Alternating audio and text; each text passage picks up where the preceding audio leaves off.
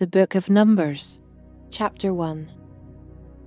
The Lord spoke to Moses in the wilderness of Sinai, in the tent of meeting, on the first day of the second month, in the second year after they had come out of the land of Egypt, saying, Take a census of all the congregation of the people of Israel, by clans, by fathers' houses, according to the number of names, every male, head by head.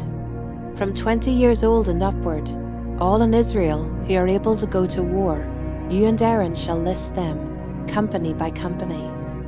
And there shall be with you a man from each tribe, each man being the head of the house of his fathers. And these are the names of the men who shall assist you. From Reuben, Elazar the son of Shedeur.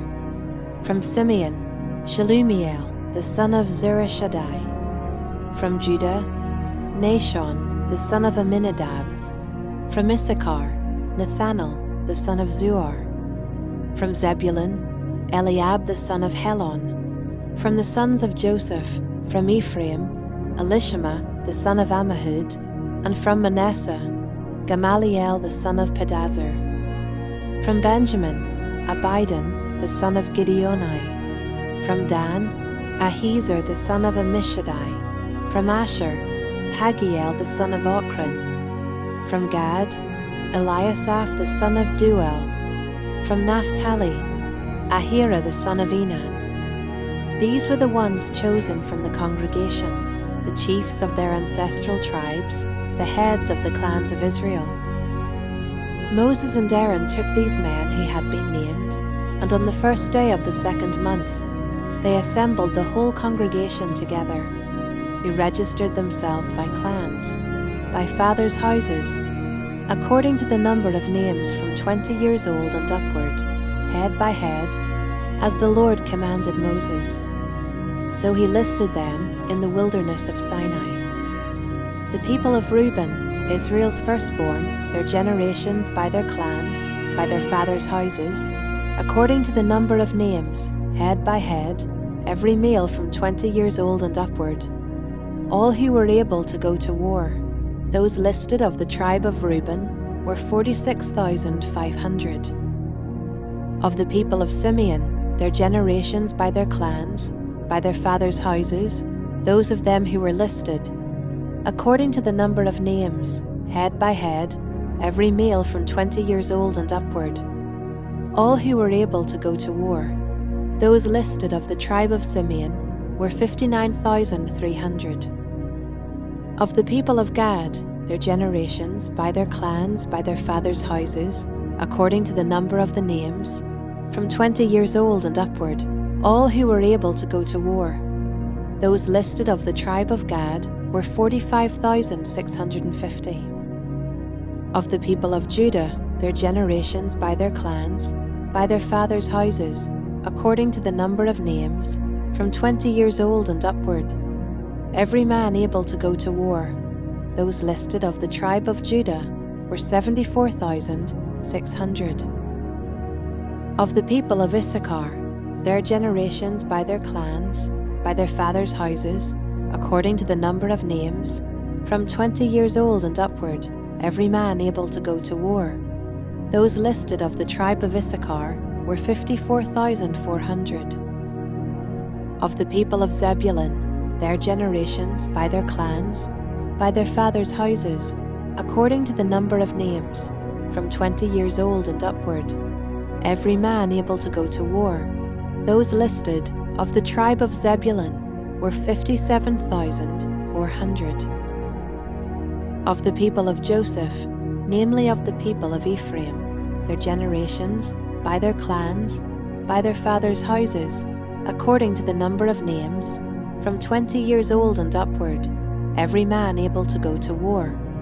Those listed of the tribe of Ephraim were 40,500.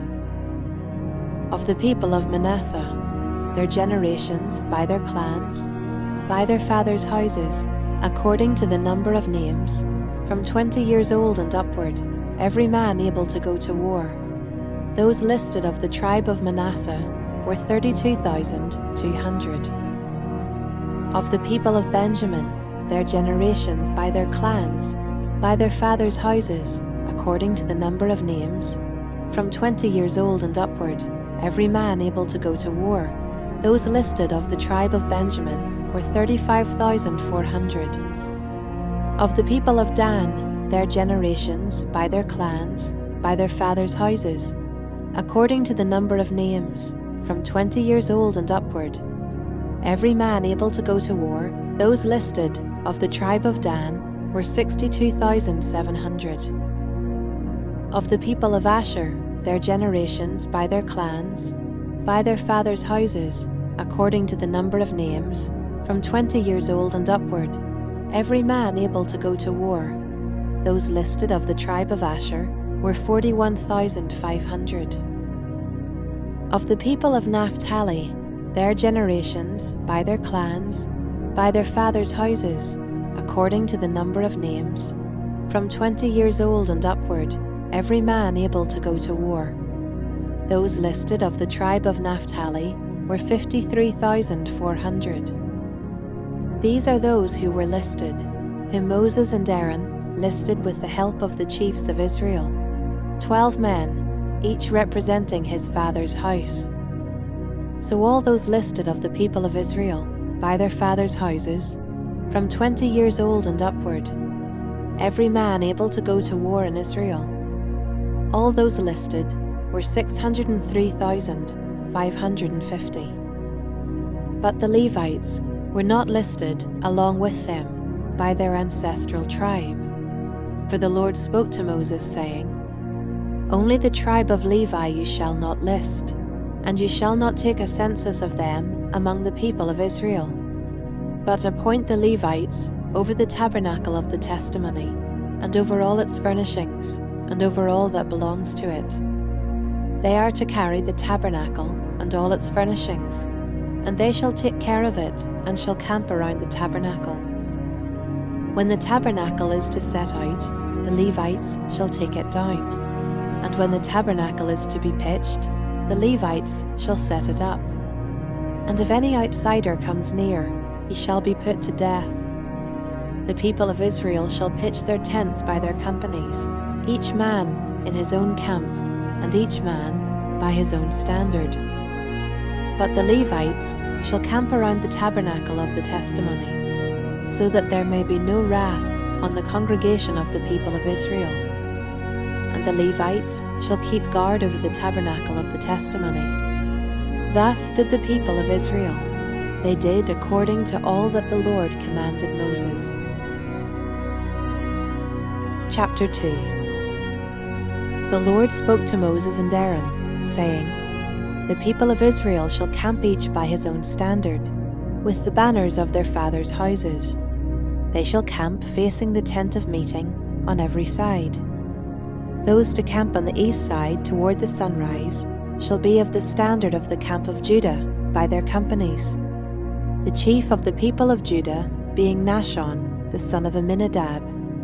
His company is listed being 74,600. Those to camp next to him shall be the tribe of Issachar, the chief of the people of Issachar being Nathanael, the son of Zuar.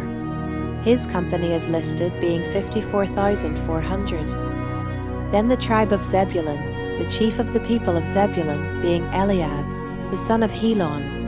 His company is listed being 57,400.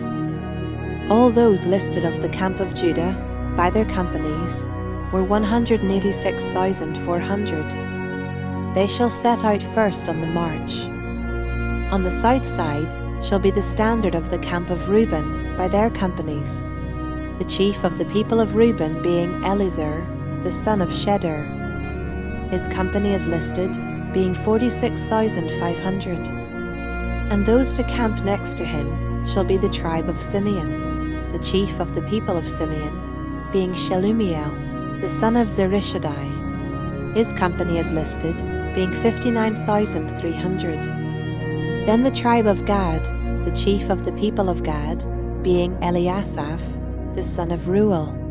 His company is listed being 45,650. All those listed of the camp of Reuben by their companies were 151,450. they shall set out second. Then the tent of meeting shall set out, with the camp of the Levites in the midst of the camps. As they camp, so shall they set out, each in position, standard by standard. On the west side shall be the standard of the camp of Ephraim by their companies. The chief of the people of Ephraim being Elishama, the son of Ammihud. His company is listed being 40,500. And next to him shall be the tribe of Manasseh. The chief of the people of Manasseh being Gamaliel, the son of Pedazur. His company is listed being 32,200. Then the tribe of Benjamin, the chief of the people of Benjamin, being Abidan, the son of Gideoni. His company is listed being 35,400. All those listed of the camp of Ephraim by their companies were 108,100. They shall set out third on the march. On the north side shall be the standard of the camp of Dan by their companies. The chief of the people of Dan being Ahiezer, the son of Ammishaddai. His company is listed being 62,700. And those to camp next to him shall be the tribe of Asher. The chief of the people of Asher being Pagiel, the son of Ochran. His company is listed being 41,500. Then the tribe of Naphtali, the chief of the people of Naphtali being Ahira, the son of Enan. His company is listed being 53,400. All those listed of the camp of Dan were 157,600. They shall set out last, standard by standard. These are the people of Israel, as listed by their fathers' houses. All those listed in the camps by their companies were 603,550. But the Levites were not listed among the people of Israel, as the Lord commanded Moses. Thus did the people of Israel, according to all that the Lord commanded Moses. So they camped by their standards, and so they set out, each one in his clan, according to his father's house. Chapter 3. These are the generations of Aaron and Moses at the time when the Lord spoke with Moses on Mount Sinai. These are the names of the sons of Aaron: Nadab the firstborn, and Abihu, Eleazar, and Ithamar. These are the names of the sons of Aaron, the anointed priests, whom he ordained to serve as priests. But Nadab and Abihu died before the Lord when they offered unauthorized fire before the Lord in the wilderness of Sinai, and they had no children. So Eleazar and Ithamar served as priests in the lifetime of Aaron their father. And the Lord spoke to Moses, saying, "Bring the tribe of Levi near, and set them before Aaron the priest, that they may minister to him. They shall keep guard over him and over the whole congregation before the tent of meeting, as they minister at the tabernacle. They shall guard all the furnishings of the tent of meeting, and keep guard over the people of Israel, as they minister at the tabernacle. And you shall give the Levites to Aaron and his sons. They are wholly given to him from among the people of Israel. And you shall appoint Aaron and his sons, and they shall guard their priesthood. But if any outsider comes near, he shall be put to death." And the Lord spoke to Moses, saying, "Behold, I have taken the Levites from among the people of Israel instead of every firstborn who opens the womb among the people of Israel. The Levites shall be mine, for all the firstborn are mine. On the day that I struck down all the firstborn in the land of Egypt, I consecrated for my own all the firstborn in Israel, both of man and of beast. They shall be mine. I am the Lord." And the Lord spoke to Moses in the wilderness of Sinai, saying, "List the sons of Levi by fathers' houses and by clans. Every male from a month old and upward you shall list." So Moses listed them according to the word of the Lord, as he was commanded. And these were the sons of Levi by their names: Gershon, and Kohath, and Merari. And these are the names of the sons of Gershon by their clans: Libni and Shimei. And the sons of Kohath by their clans: Amram, Izhar, Hebron, and Uzziel. And the sons of Merari by their clans: Mali and Mushi. These are the clans of the Levites by their fathers' houses. To Gershon belonged the clan of the Libnites and the clan of the Shimeites. These were the clans of the Gershonites. Their listing according to the number of all the males from a month old and upward was 7,500. The clans of the Gershonites were to camp behind the tabernacle on the west, with Eliasaph, the son of Lael, as chief of the father's house of the Gershonites. And the guard duty of the sons of Gershon in the tent of meeting involved the tabernacle, the tent with its covering, the screen for the entrance of the tent of meeting, the hangings of the court, the screen for the door of the court that is around the tabernacle and the altar, and its cords, all the service connected with these. To Kohath belonged the clan of the Amramites, and the clan of the Izharites, and the clan of the Hebronites, and the clan of the Uzzielites. These are the clans of the Kohathites. According to the number of all the males, from a month old and upward, there were 8,600, keeping guard over the sanctuary. The clans of the sons of Kohath were to camp on the south side of the tabernacle, with Elizaphan the son of Uzziel as chief of the father's house of the clans of the Kohathites. And their guard duty involved the ark, the table, the lampstand, the altars, the vessels of the sanctuary with which the priests minister, and the screen, all the service connected with these.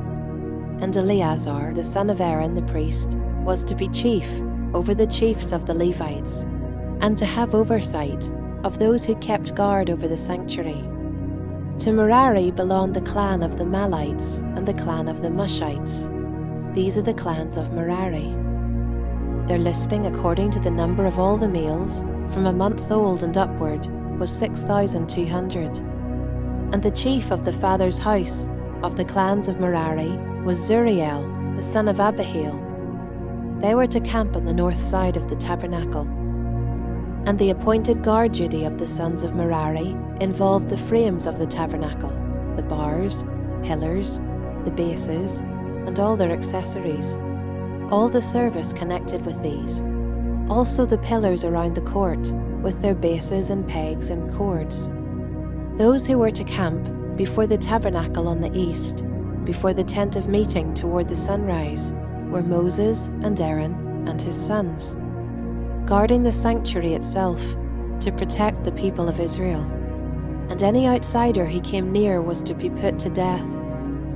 All those listed among the Levites, whom Moses and Aaron listed at the commandment of the Lord by clans, all the males from a month old and upward, were 22,000. And the Lord said to Moses, "List all the firstborn males of the people of Israel, from a month old and upward, taking the number of their names. And you shall take the Levites for me, I am the Lord, instead of all the firstborn among the people of Israel, and the cattle of the Levites, instead of all the firstborn among the cattle of the people of Israel." So Moses listed all the firstborn among the people of Israel, as the Lord commanded him. And all the firstborn males, according to the number of names, from a month old and upward, as listed, were 22,273. And the Lord spoke to Moses, saying, "Take the Levites instead of all the firstborn among the people of Israel, and the cattle of the Levites instead of their cattle. The Levites shall be mine. I am the Lord. And as the redemption price for the 273 of the firstborn of the people of Israel, over and above the number of the male Levites, you shall take 5 shekels per head. You shall take them according to the shekel of the sanctuary, the shekel of 20 gerahs, and give the money to Aaron and his sons as the redemption price for those who are over." So Moses took the redemption money from those who were over and above those redeemed by the Levites. From the firstborn of the people of Israel he took the money, 1,365 shekels, by the shekel of the sanctuary. And Moses gave the redemption money to Aaron and his sons, according to the word of the Lord, as the Lord commanded Moses. Chapter 4. The Lord spoke to Moses and Aaron, saying, "Take a census of the sons of Kohath from among the sons of Levi, by their clans and their fathers' houses, from 30 years old up to 50 years old, all who can come on duty to do the work in the tent of meeting. This is the service of the sons of Kohath in the tent of meeting, the most holy things. When the camp is to set out, Aaron and his sons shall go in and take down the veil of the screen, and cover the ark of the testimony with it. Then they shall put on it a covering of goat skin, and spread on top of that a cloth olive blue, and shall put in its poles. And over the table of the bread of the presence they shall spread a cloth of blue, and put on it the plates, the dishes for incense, the bowls, and the flagons for the drink offering. The regular showbread also shall be on it. Then they shall spread over them a cloth of scarlet, and cover the same with a covering of goatskin, and shall put in its poles. And they shall take a cloth of blue, and cover the lampstand for the light, with its lamps, its tongs, its trays, and all the vessels for oil with which it is supplied. And they shall put it, with all its utensils, in a covering of goatskin, and put it on the carrying frame. And over the golden altar they shall spread a cloth of blue, and cover it with a covering of goatskin, and shall put in its poles. And they shall take all the vessels of the service that are used in the sanctuary, and put them in a cloth of blue, and cover them with a covering of goatskin, and put them on the carrying frame. And they shall take away the ashes from the altar, and spread a purple cloth over it. And they shall put on it all the utensils of the altar, which are used for the service there, the fire pans, the forks, the shovels, and the basins, all the utensils of the altar. And they shall spread on it a covering of goatskin, and shall put in its poles. And when Aaron and his sons have finished covering the sanctuary and all the furnishings of the sanctuary, as the camp sets out, after that the sons of Kohath shall come to carry these, but they must not touch the holy things, lest they die. These are the things of the tent of meeting that the sons of Kohath are to carry. And Eleazar the son of Aaron the priest shall have charge of the oil for the light, the fragrant incense, the regular grain offering, and the anointing oil, with the oversight of the whole tabernacle and all that is in it, of the sanctuary and its vessels. The Lord spoke to Moses and Aaron, saying, "Let not the tribe of the clans of the Kohathites be destroyed from among the Levites, but deal thus with them, that they may live and not die when they come near to the most holy things. Aaron and his sons shall go in, and appoint them each to his task and to his burden. But they shall not go in to look on the holy things, even for a moment, lest they die." The Lord spoke to Moses, saying, "Take a census of the sons of Gershon also, by their fathers' houses and by their clans. From 30 years old up to 50 years old, you shall list them, all who can come to do duty, to do service in the tent of meeting. This is the service of the clans of the Gershonites, in serving and bearing burdens. They shall carry the curtains of the tabernacle and the tent of meeting, with its covering, and the covering of goatskin that is on top of it, and the screen for the entrance of the tent of meeting, and the hangings of the court, and the screen for the entrance of the gate of the court that is around the tabernacle and the altar, and their cords, and all the equipment for their service. And they shall do all that needs to be done with regard to them. All the service of the sons of the Gershonites shall be at the command of Aaron and his sons, in all that they are to carry, and in all that they have to do. And you shall assign to their charge all that they are to carry. This is the service of the clans of the sons of the Gershonites in the tent of meeting. And their guard duty is to be under the direction of Ithamar, the son of Aaron the priest. As for the sons of Merari, you shall list them by their clans and their fathers' houses. From 30 years old up to 50 years old, you shall list them, every one who can come on duty, to do the service of the tent of meeting. And this is what they are charged to carry, as the whole of their service in the tent of meeting: the frames of the tabernacle, with its bars, pillars, and bases, and the pillars around the court with their bases, pegs, and cords, with all their equipment and all their accessories. And you shall list by name the objects that they are required to carry. This is the service of the clans of the sons of Merari, the whole of their service in the tent of meeting, under the direction of Ithamar, the son of Aaron the priest.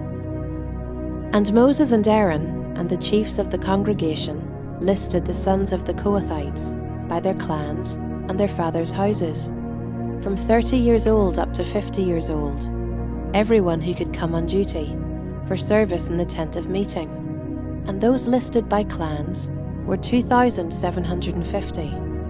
This was the list of the clans of the Kohathites, all who served in the tent of meeting, whom Moses and Aaron listed according to the commandment of the Lord by Moses. Those listed of the sons of Gershon by their clans and their fathers' houses, from 30 years old up to 50 years old, everyone who could come on duty for service in the tent of meeting. Those listed by their clans and their fathers' houses were 2,630.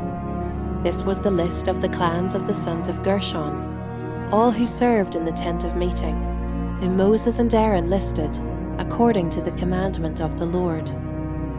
Those listed of the clans of the sons of Merari by their clans and their fathers' houses, from 30 years old up to 50 years old, everyone who could come on duty for service in the tent of meeting.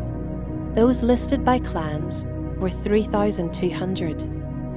This was the list of the clans of the sons of Merari, whom Moses and Aaron listed according to the commandment of the Lord by Moses. All those who were listed of the Levites, whom Moses and Aaron and the chiefs of Israel listed, by their clans and their fathers' houses, from 30 years old up to 50 years old, everyone who could come to do the service of ministry and the service of bearing burdens in the tent of meeting. Those listed were 8,580. According to the commandment of the Lord through Moses they were listed, each one with his task of serving or carrying. Thus they were listed by him, as the Lord commanded Moses. Chapter 5. The Lord spoke to Moses, saying, "Command the people of Israel that they put out of the camp everyone who is leprous or has a discharge, and everyone who is unclean through contact with the dead. You shall put out both male and female, putting them outside the camp, that they may not defile their camp, in the midst of which I dwell." And the people of Israel did so, and put them outside the camp. As the Lord said to Moses, so the people of Israel did. And the Lord spoke to Moses, saying, "Speak to the people of Israel. When a man or woman commits any of the sins that people commit by breaking faith with the Lord, and that person realizes his guilt, he shall confess his sin that he has committed, and he shall make full restitution for his wrong, adding a fifth to it, and giving it to him to whom he did the wrong. But if the man has no next of kin to whom restitution may be made for the wrong, the restitution for wrong shall go to the Lord for the priest, in addition to the ram of atonement with which atonement is made for him. And every contribution, all the holy donations of the people of Israel, which they bring to the priest, shall be his. Each one shall keep his holy donations. Whatever anyone gives to the priest shall be his. And the Lord spoke to Moses, saying, "Speak to the people of Israel. If any man's wife goes astray and breaks faith with him, if a man lies with her sexually, and it is hidden from the eyes of her husband, and she is undetected, though she has defiled herself, and there is no witness against her, since she was not taken in the act, and if the spirit of jealousy comes over him, and he is jealous of his wife who has defiled herself, or if the spirit of jealousy comes over him, and he is jealous of his wife, though she has not defiled herself, then the man shall bring his wife to the priest, and bring the offering required of her, 1/10 of an ephah of barley flour. He shall pour no oil on it, and put no frankincense on it, for it is a grain offering of jealousy, a grain offering of remembrance, bringing iniquity to remembrance. And the priest shall bring her near, and set her before the Lord. And the priest shall take holy water in an earthenware vessel, and take some of the dust that is on the floor of the tabernacle, and put it into the water. And the priest shall set the woman before the Lord, and unbind the hair of the woman's head, and place in her hands the grain offering of remembrance, which is the grain offering of jealousy. And in his hand the priest shall have the water of bitterness that brings the curse. Then the priest shall make her take an oath, saying, If no man has lain with you, and if you have not turned aside to uncleanness, while you were under your husband's authority, be free from this water of bitterness that brings the curse. But if you have gone astray, though you are under your husband's authority, and if you have defiled yourself, and some man other than your husband has lain with you, then let the priest make the woman take the oath of the curse, and say to the woman, The Lord make you a curse and an oath among your people, when the Lord makes your thigh fall away and your body swell.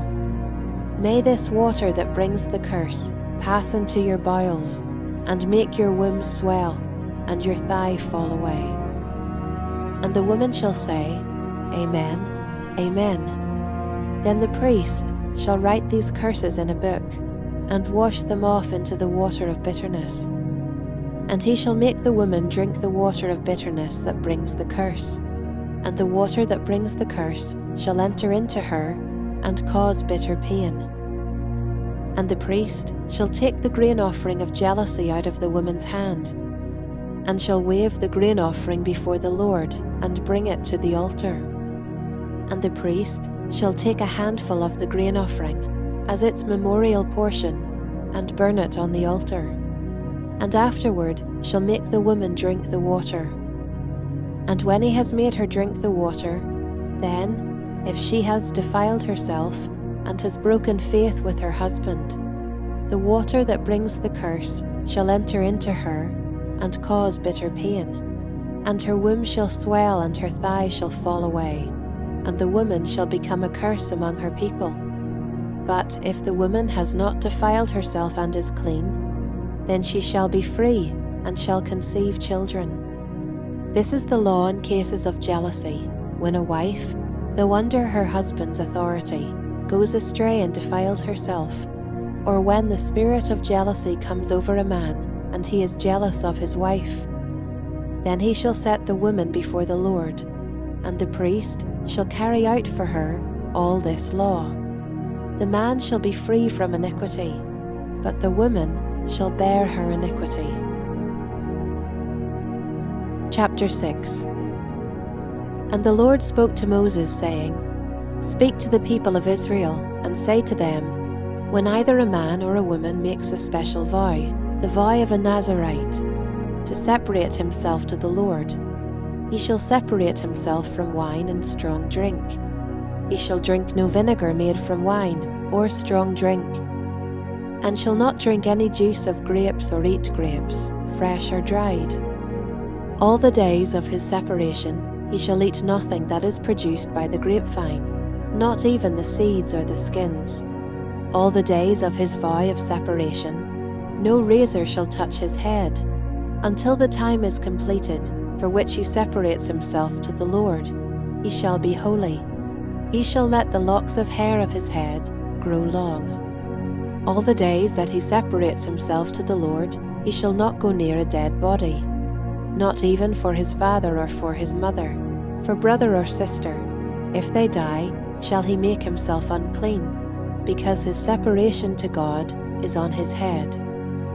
All the days of his separation he is holy to the Lord. And if any man dies very suddenly beside him, and he defiles his consecrated head, then he shall shave his head on the day of his cleansing. On the 7th day he shall shave it. On the 8th day he shall bring 2 turtle doves, or 2 pigeons, to the priest, to the entrance of the tent of meeting. And the priest shall offer one for a sin offering, and the other for a burnt offering, and make atonement for him, because he sinned by reason of the dead body. And he shall consecrate his head that same day, and separate himself to the Lord for the days of his separation, and bring a male lamb a year old for a guilt offering. But the previous period shall be void, because his separation was defiled. And this is the law for the Nazirite, when the time of his separation has been completed. He shall be brought to the entrance of the tent of meeting, and he shall bring his gift to the Lord, 1 male lamb a year old without blemish for a burnt offering, and 1 ewe lamb a year old without blemish as a sin offering, and 1 ram without blemish as a peace offering, and a basket of unleavened bread, loaves of fine flour mixed with oil, and unleavened wafers smeared with oil, and their grain offering and their drink offerings. And the priest shall bring them before the Lord, and offer his sin offering and his burnt offering. And he shall offer the ram as a sacrifice of peace offering to the Lord, with the basket of unleavened bread. The priest shall offer also its grain offering and its drink offering.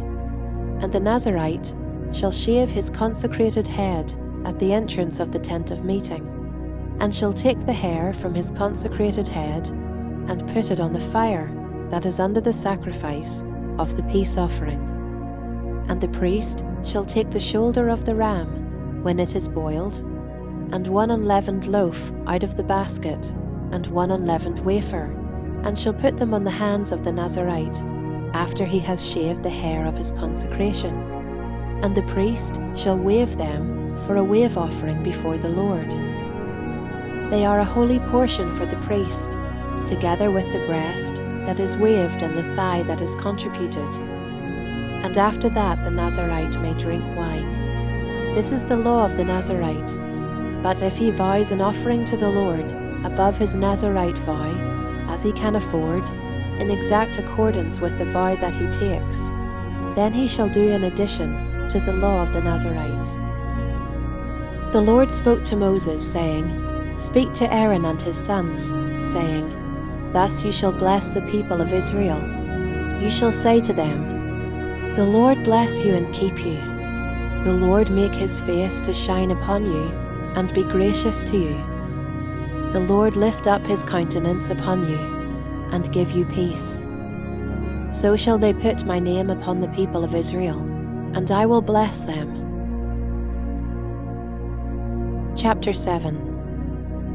On the day when Moses had finished setting up the tabernacle, and had anointed and consecrated it, with all its furnishings, and had anointed and consecrated the altar with all its utensils, the chiefs of Israel, heads of their fathers' houses, who were the chiefs of the tribes, who were over those who were listed, approached and brought their offerings before the Lord. 6 wagons and 12 oxen, a wagon for every 2 of the chiefs, and for each one an ox. They brought them before the tabernacle. Then the Lord said to Moses, Accept these from them, that they may be used in the service of the tent of meeting, and give them to the Levites, to each man according to his service. So Moses took the wagons and the oxen, and gave them to the Levites. 2 wagons and 4 oxen he gave to the sons of Gershon, according to their service. And 4 wagons and 8 oxen he gave to the sons of Merari, according to their service, under the direction of Ithamar, the son of Aaron the priest. But to the sons of Kohath he gave none, because they were charged with the service of the holy things that had to be carried on the shoulder. And the chiefs offered offerings for the dedication of the altar on the day it was anointed. And the chiefs offered their offering before the altar. And the Lord said to Moses, They shall offer their offerings, one chief each day, for the dedication of the altar. He who offered his offering the first day was Nahshon, the son of Amminadab, of the tribe of Judah.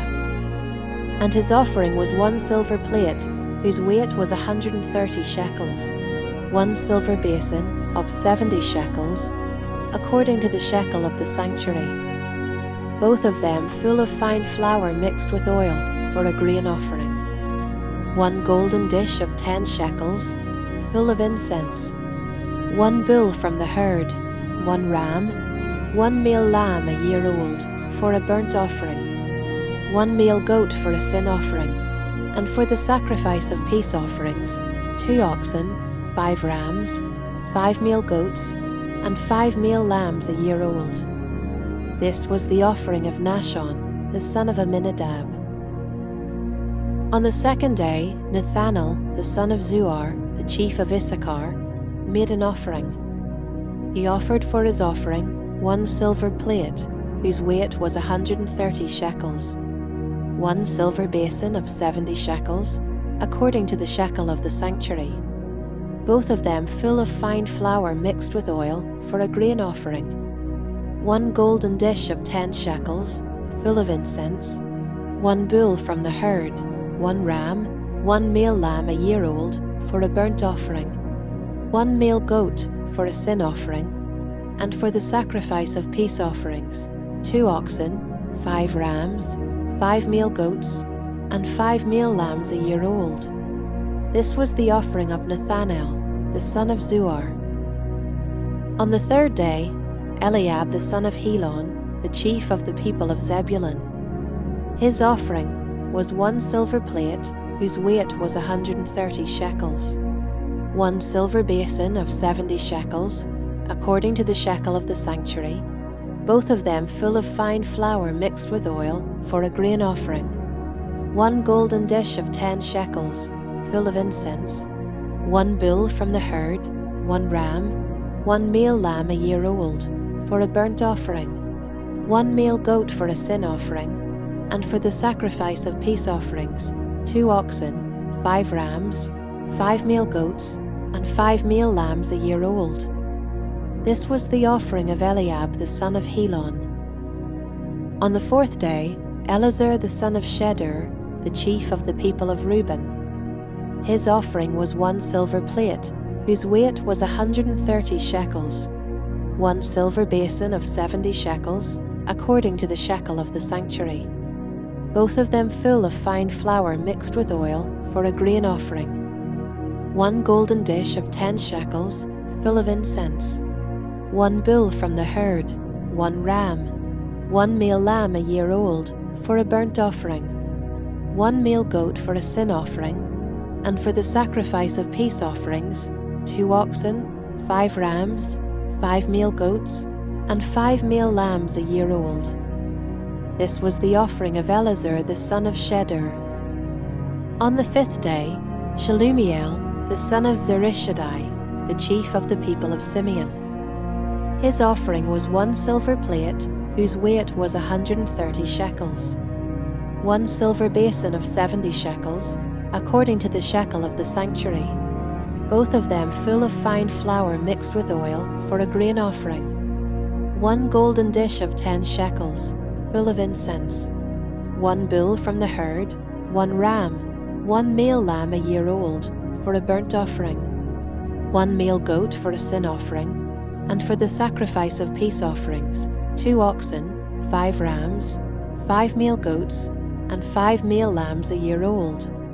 This was the offering of Shelumiel, the son of Zurishaddai. On the sixth day, Eliasaph, the son of Deuel, the chief of the people of Gad.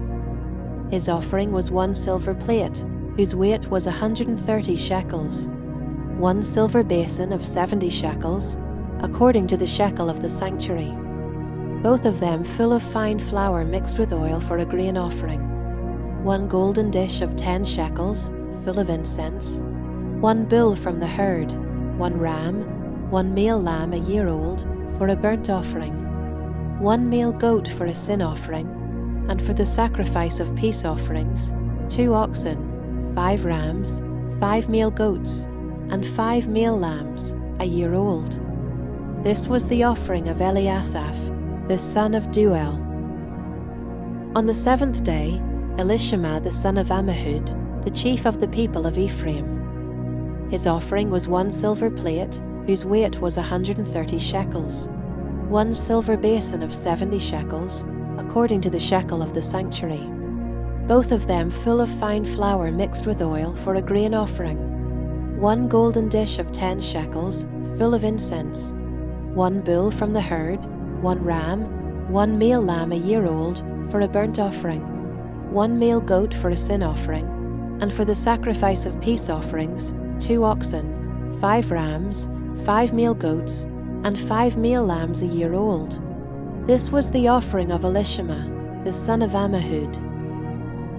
On the 8th day, Gamaliel the son of Pedazur, the chief of the people of Manasseh.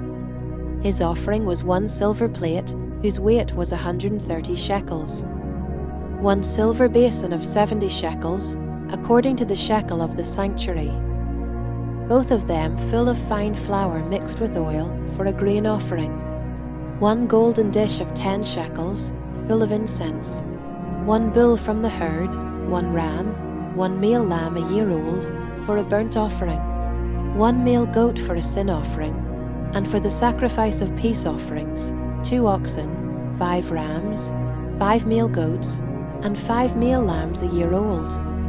This was the offering of Gamaliel, the son of Pedazur.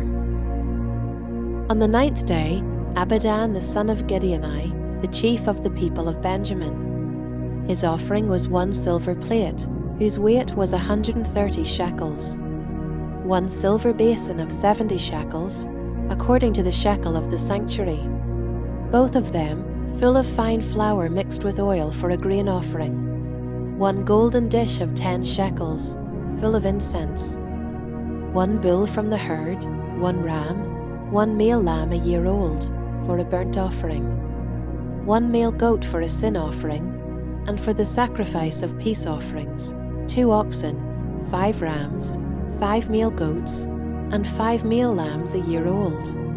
This was the offering of Abidan, the son of Gideoni. On the 10th day, Ahiezer, the son of Ammishaddai, the chief of the people of Dan. His offering was 1 silver plate, whose weight was 130 shekels, 1 silver basin of 70 shekels, according to the shekel of the sanctuary, both of them full of fine flour mixed with oil for a grain offering, 1 golden dish of 10 shekels, full of incense, 1 bull from the herd, 1 ram, 1 male lamb a year old, for a burnt offering, 1 male goat for a sin offering, and for the sacrifice of peace offerings, 2 oxen, 5 rams, 5 male goats, and 5 male lambs a year old. This was the offering of Ahiezer, the son of Ammishaddai. On the 11th day, Pagiel, the son of Ochran, the chief of the people of Asher. His offering was 1 silver plate, whose weight was 130 shekels, 1 silver basin of 70 shekels, according to the shekel of the sanctuary, both of them full of fine flour mixed with oil for a grain offering, 1 golden dish of 10 shekels, full of incense, 1 bull from the herd, 1 ram, 1 male lamb a year old, for a burnt offering, 1 male goat for a sin offering, and for the sacrifice of peace offerings, 2 oxen, 5 rams, 5 male goats, and 5 male lambs a year old. This was the offering of Pagiel, the son of Ochran. On the 12th day, Ahira the son of Enan, the chief of the people of Naphtali.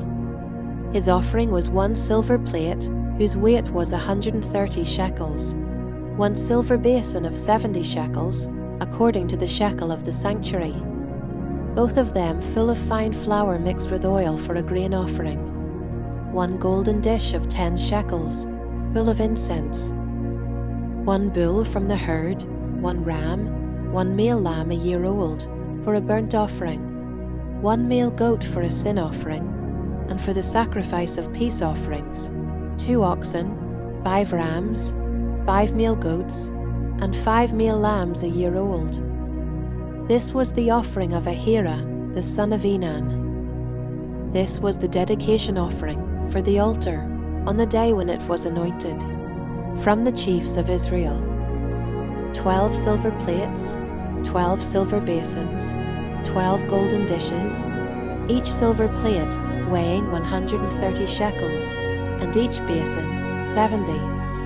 All the silver of the vessels 2,400 shekels, according to the shekel of the sanctuary.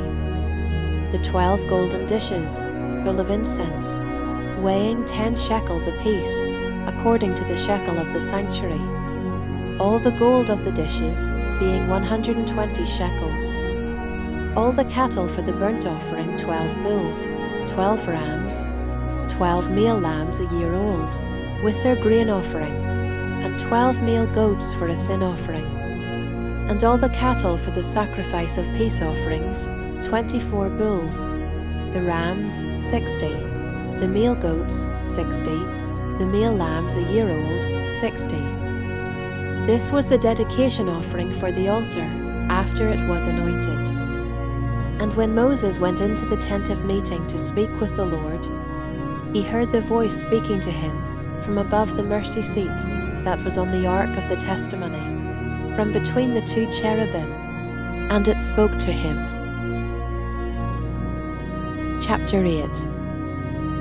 Now the Lord spoke to Moses, saying, Speak to Aaron, and say to him, When you set up the lamps, the 7 lamps shall give light in front of the lampstand. And Aaron did so. He set up its lamps in front of the lampstand, as the Lord commanded Moses. And this was the workmanship of the lampstand, hammered work of gold. From its base to its flowers, it was hammered work.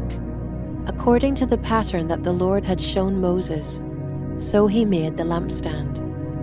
And the Lord spoke to Moses, saying, Take the Levites from among the people of Israel, and cleanse them. Thus you shall do to them to cleanse them. Sprinkle the water of purification upon them, and let them go with a razor over all their body, and wash their clothes and cleanse themselves. Then let them take a bull from the herd, and its grain offering of fine flour mixed with oil. And you shall take another bull from the herd for a sin offering. And you shall bring the Levites before the tent of meeting, and assemble the whole congregation of the people of Israel. When you bring the Levites before the Lord, the people of Israel shall lay their hands on the Levites, and Aaron shall offer the Levites before the Lord, as a wave offering from the people of Israel, that they may do the service of the Lord.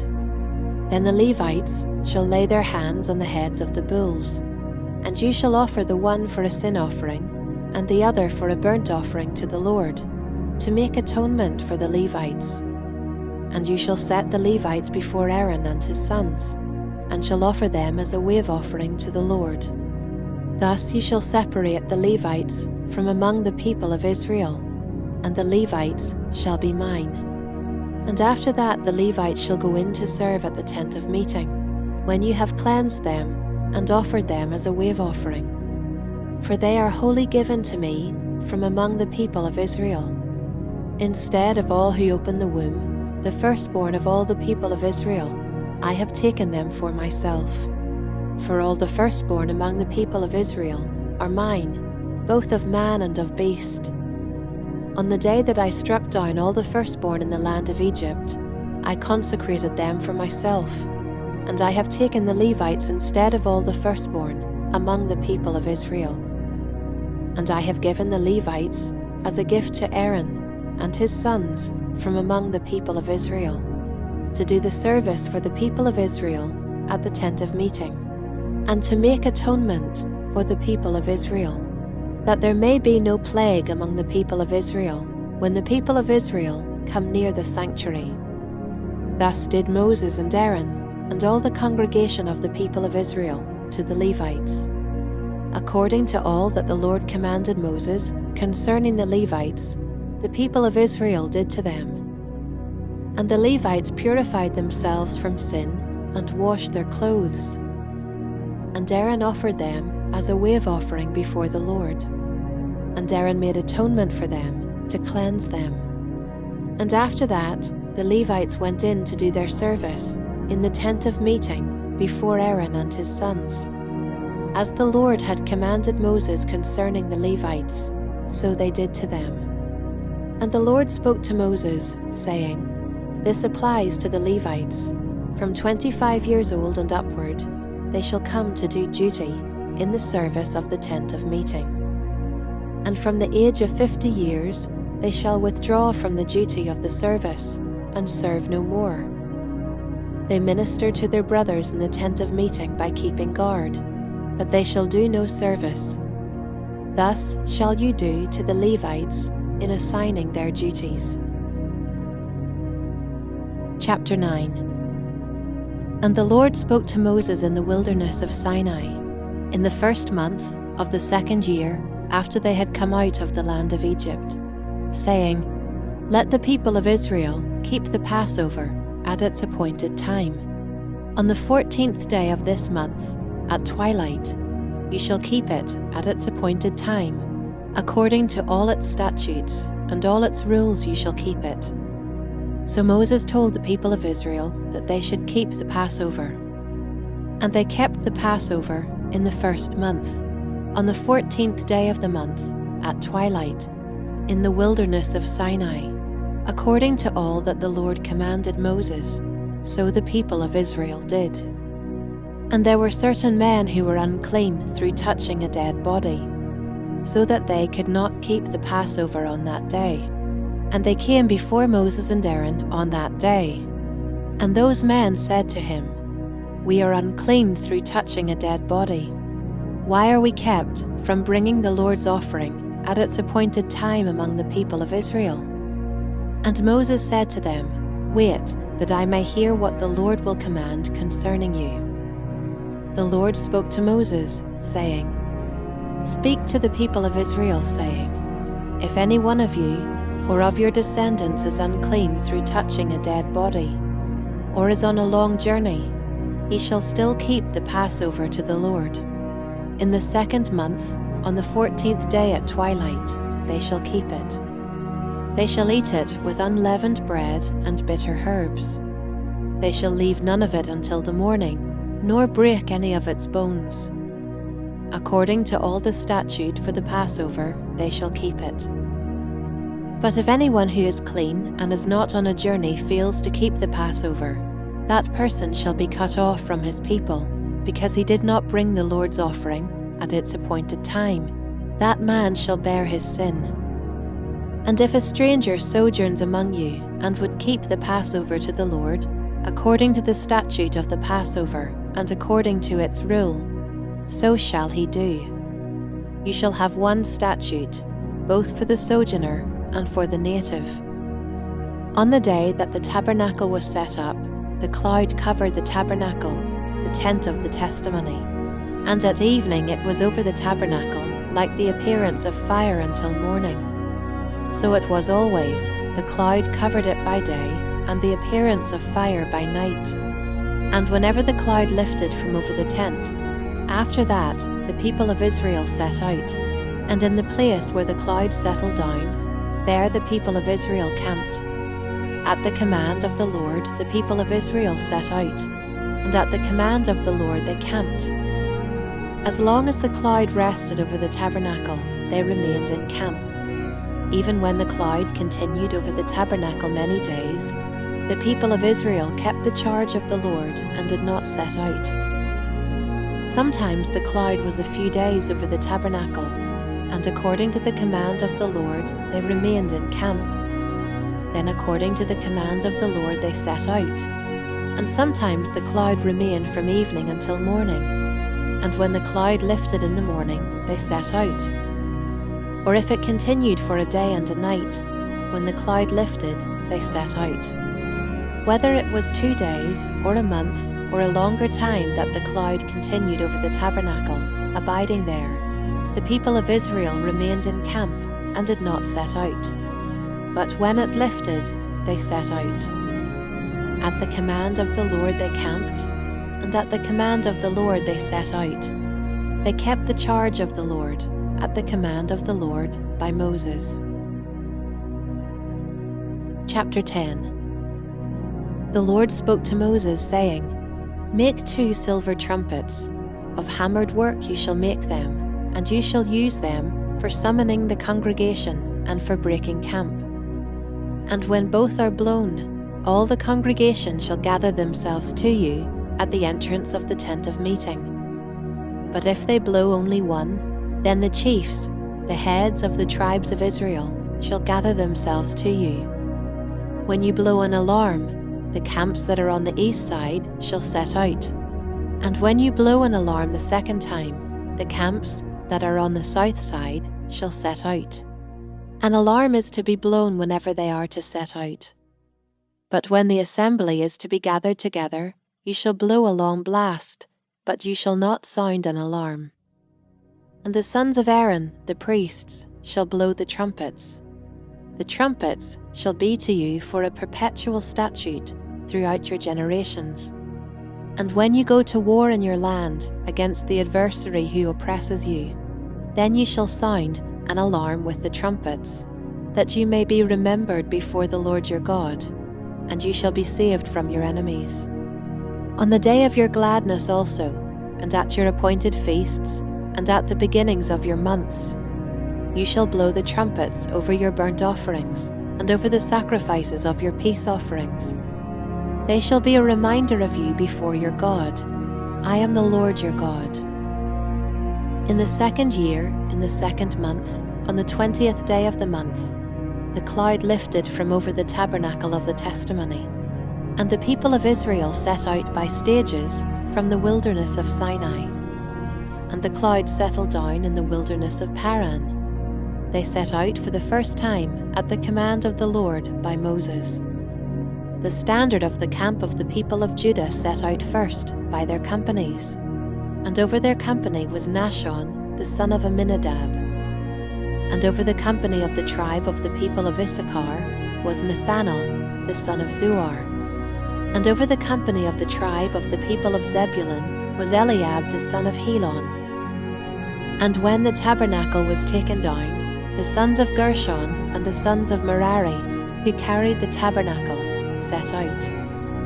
And the standard of the camp of Reuben set out by their companies, and over their company was Eleazar the son of Shedeur. And over the company of the tribe of the people of Simeon was Shelumiel the son of Zurishaddai. And over the company of the tribe of the people of Gad was Eliasaph, the son of Duel. Then the Kohathites set out, carrying the holy things, and the tabernacle was set up before their arrival. And the standard of the camp of the people of Ephraim set out by their companies, and over their company was Elishama, the son of Ammihud. And over the company of the tribe of the people of Manasseh was Gamaliel the son of Pedazur. And over the company of the tribe of the people of Benjamin was Abidan the son of Gideoni. Then the standard of the camp of the people of Dan, acting as the rear guard of all the camps, set out by their companies. And over their company was Ahiezer the son of Ammishaddai. And over the company of the tribe of the people of Asher was Pagiel the son of Ochran. And over the company of the tribe of the people of Naphtali was Ahira the son of Enan. This was the order of march of the people of Israel by their companies when they set out. And Moses said to Hobab the son of Reuel the Midianite, Moses' father-in-law, We are setting out for the place of which the Lord said, I will give it to you. Come with us, and we will do good to you, for the Lord has promised good to Israel. But he said to him, I will not go. I will depart to my own land and to my kindred. And he said, Please do not leave us, for you know where we should camp in the wilderness, and you will serve as eyes for us. And if you do go with us, whatever good the Lord will do to us, the same will we do to you. So they set out from the mount of the Lord 3 days' journey. And the ark of the covenant of the Lord went before them 3 days' journey, to seek out a resting place for them. and the cloud of the Lord was over them by day, whenever they set out from the camp. And whenever the ark set out, Moses said, "Arise, O Lord, and let your enemies be scattered, and let those who hate you flee before you." And when it rested, he said, "Return, O Lord, to the 10,000 thousands of Israel." Chapter 11. And the people complained in the hearing of the Lord about their misfortunes. And when the Lord heard it, his anger was kindled. And the fire of the Lord burned among them, and consumed some outlying parts of the camp. Then the people cried out to Moses, and Moses prayed to the Lord, and the fire died down. So the name of that place was called Taberah, because the fire of the Lord burned among them. Now the rabble that was among them had a strong craving. And the people of Israel also wept again and said, "Oh, that we had meat to eat!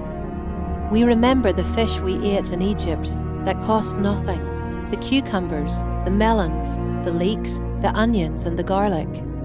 But now our strength is dried up, and there is nothing at all but this manna to look at."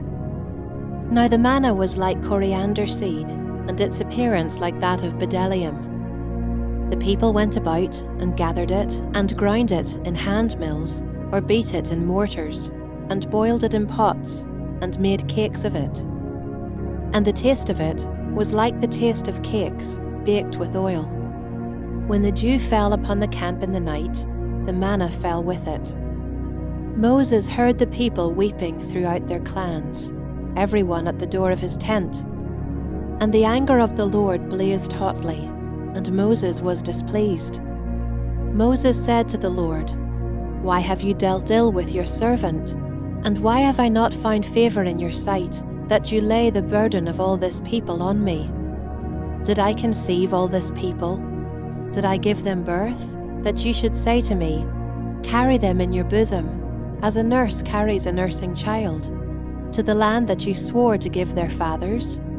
Where am I to get meat to give to all this people?' For they weep before me and say, 'Give us meat, that we may eat.' I am not able to carry all this people alone.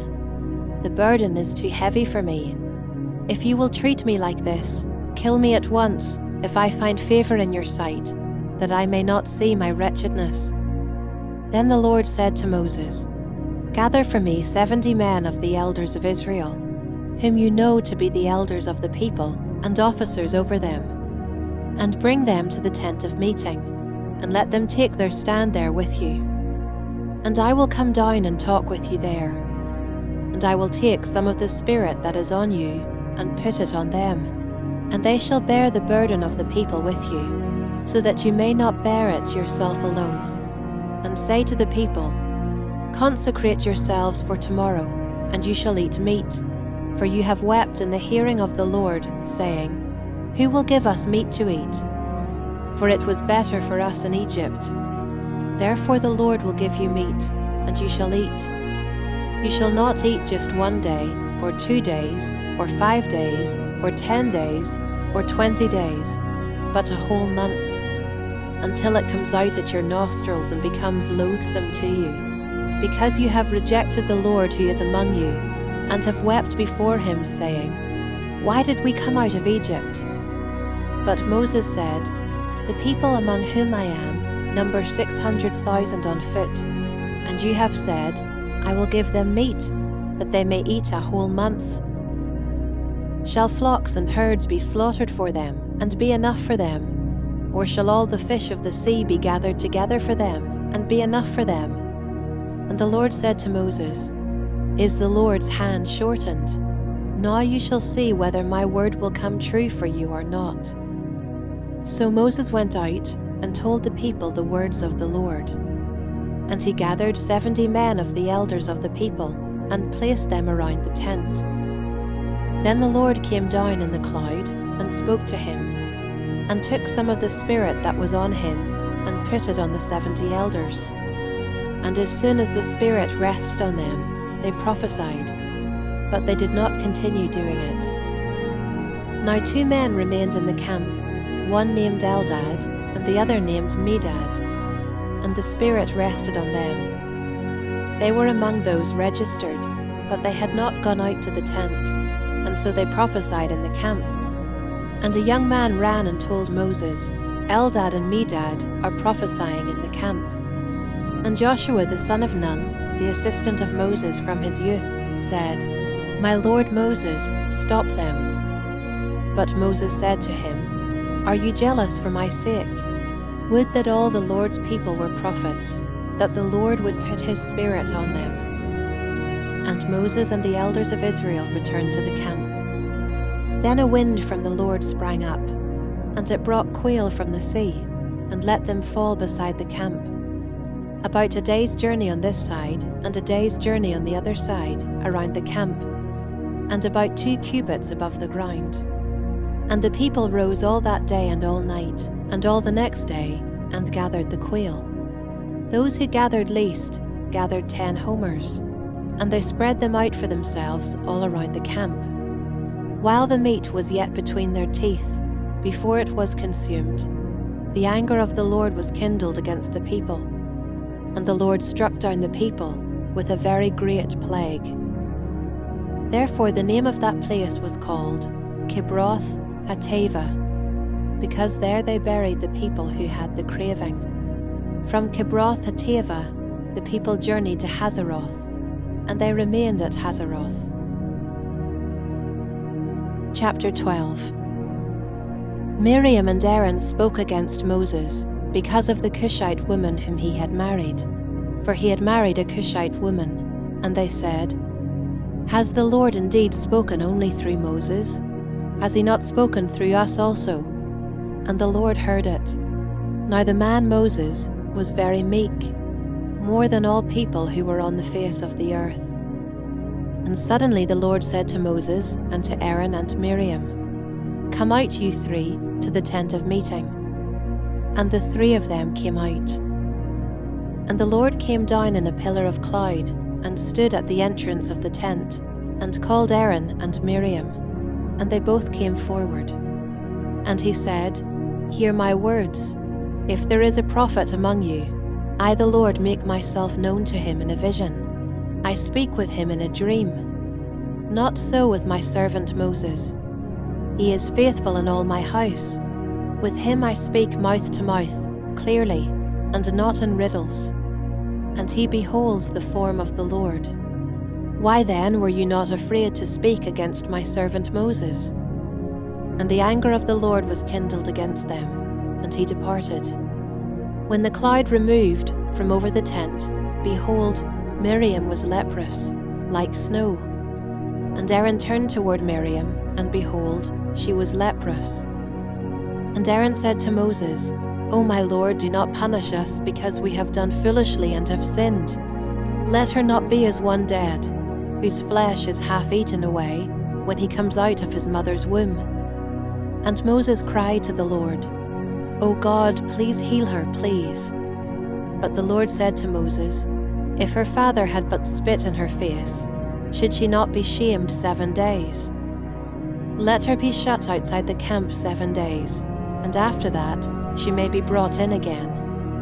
So Miriam was shut outside the camp 7 days, and the people did not set out on the march till Miriam was brought in again. After that the people set out from Hazeroth, and camped in the wilderness of Paran. Chapter 13. The Lord spoke to Moses, saying, Send men to spy out the land of Canaan, which I am giving to the people of Israel. From each tribe of their fathers you shall send a man, every one a chief among them. So Moses sent them from the wilderness of Paran, according to the command of the Lord, all of them men who were heads of the people of Israel. And these were their names: from the tribe of Reuben, Shammua the son of Zachar; from the tribe of Simeon, Shaphat the son of Hori; from the tribe of Judah, Caleb the son of Jephunneh; from the tribe of Issachar, Igal the son of Joseph; from the tribe of Ephraim, Hoshea the son of Nun; from the tribe of Benjamin, Palti the son of Raphu. From the tribe of Zebulun, Gadiel the son of Sodi. From the tribe of Joseph, that is, from the tribe of Manasseh, Gadi the son of Susi. From the tribe of Dan, Amiel the son of Gemali. From the tribe of Asher, Sethur the son of Michael. From the tribe of Naphtali, Nabi the son of Ophsi. From the tribe of Gad, Guel the son of Machi. These were the names of the men whom Moses sent to spy out the land. And Moses called Hoshea the son of Nun, Joshua. Moses sent them to spy out the land of Canaan, and said to them, Go up into the Negeb, and go up into the hill country, and see what the land is, and whether the people who dwell in it are strong or weak, whether they are few or many, and whether the land that they dwell in is good or bad, and whether the cities that they dwell in are camps or strongholds, and whether the land is rich or poor, and whether there are trees in it or not. Be of good courage, and bring some of the fruit of the land. Now the time was the season of the first ripe grapes. So they went up and spied out the land from the wilderness of Zin to Rehob, near Lebo Hamath. They went up into the Negeb, and came to Hebron. Ahiman, Sheshai, and Talmai, the descendants of Anak, were there. Hebron was built 7 years before Zoan in Egypt. And they came to the valley of Eshcol, and cut down from there a branch with a single cluster of grapes. And they carried it on a pole between two of them. They also brought some pomegranates and figs. That place was called the Valley of Eshcol, because of the cluster that the people of Israel cut down from there. At the end of 40 days they returned from spying out the land, and they came to Moses and Aaron, and to all the congregation of the people of Israel in the wilderness of Paran at Kadesh. They brought back word to them and to all the congregation, and showed them the fruit of the land. And they told him, We came to the land to which you sent us.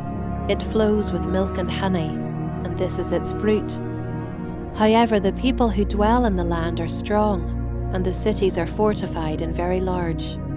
And besides, we saw the descendants of Anak there. The Amalekites dwell in the land of the Negeb. The Hittites, the Jebusites, and the Amorites dwell in the hill country. And the Canaanites dwell by the sea and along the Jordan. But Caleb quieted the people before Moses and said, Let us go up at once and occupy it, for we are well able to overcome it. Then the men who had gone up with him said, We are not able to go up against the people, for they are stronger than we are.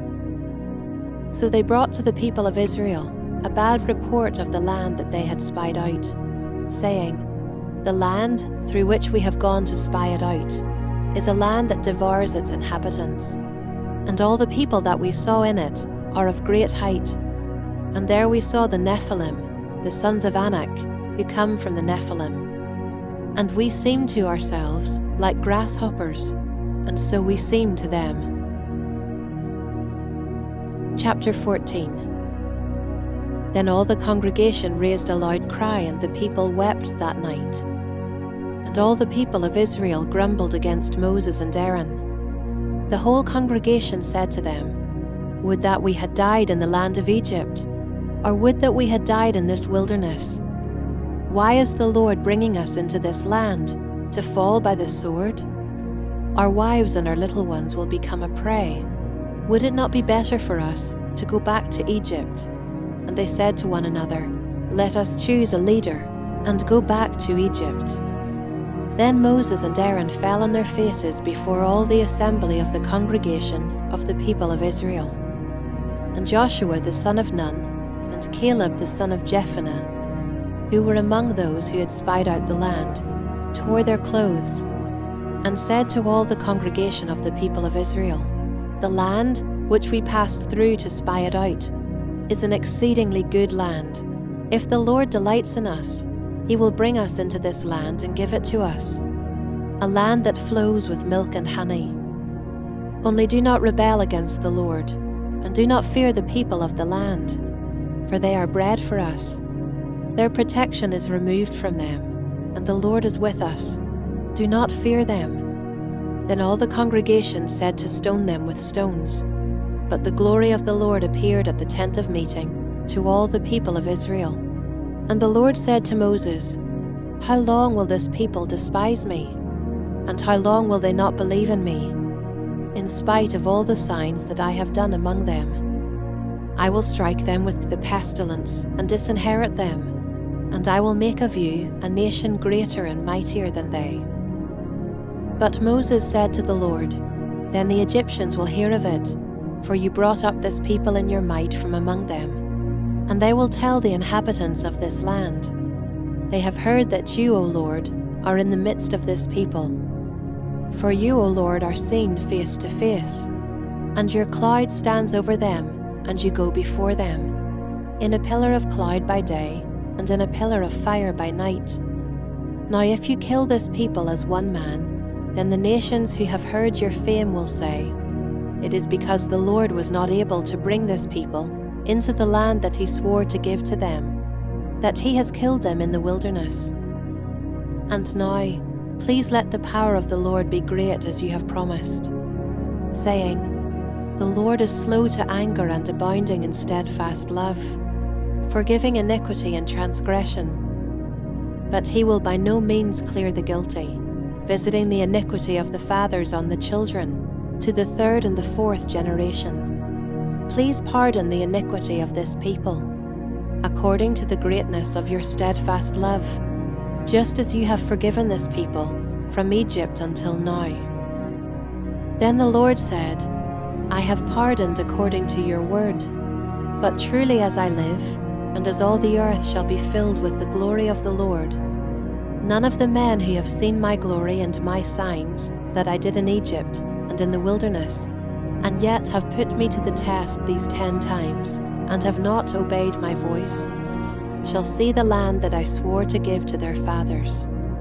And none of those who despised me shall see it.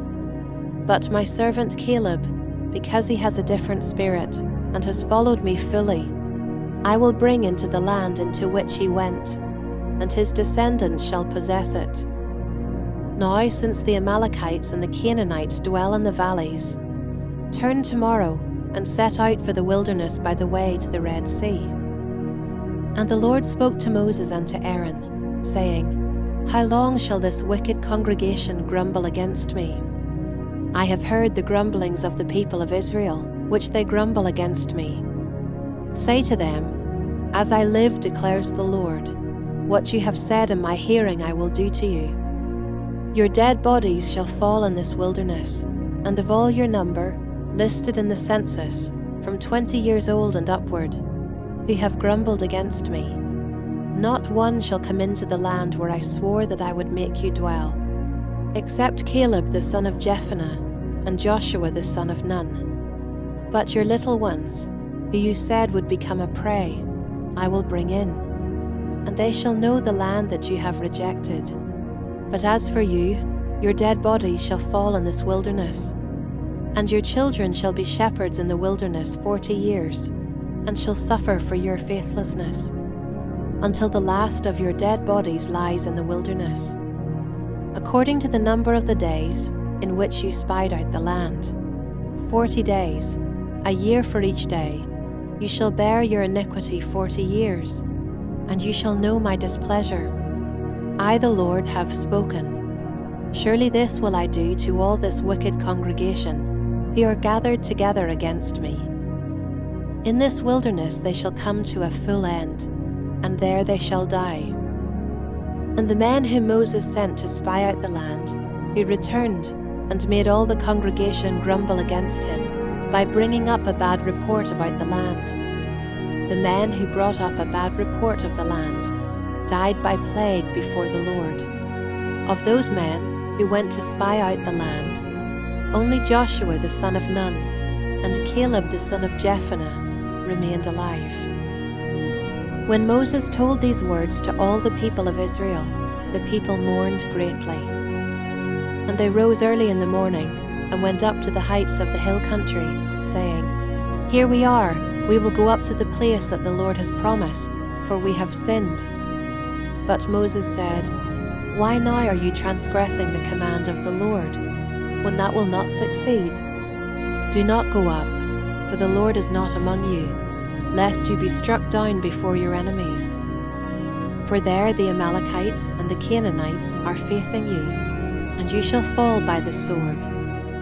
Because you have turned back from following the Lord will not be with you." But they presumed to go up to the heights of the hill country, although neither the ark of the covenant of the Lord nor Moses departed out of the camp. Then the Amalekites and the Canaanites, who lived in that hill country, came down and defeated them and pursued them, even to Hormah. Chapter 15. The Lord spoke to Moses, saying, "Speak to the people of Israel, and say to them, When you come into the land you are to inhabit, which I am giving you, and you offer to the Lord from the herd or from the flock a food offering or a burnt offering or a sacrifice, to fulfill a vow or as a free will offering, or at your appointed feasts, to make a pleasing aroma to the Lord. Then he who brings his offering shall offer to the Lord a grain offering of 1/10 of an ephah of fine flour, mixed with 1/4 of a hin of oil.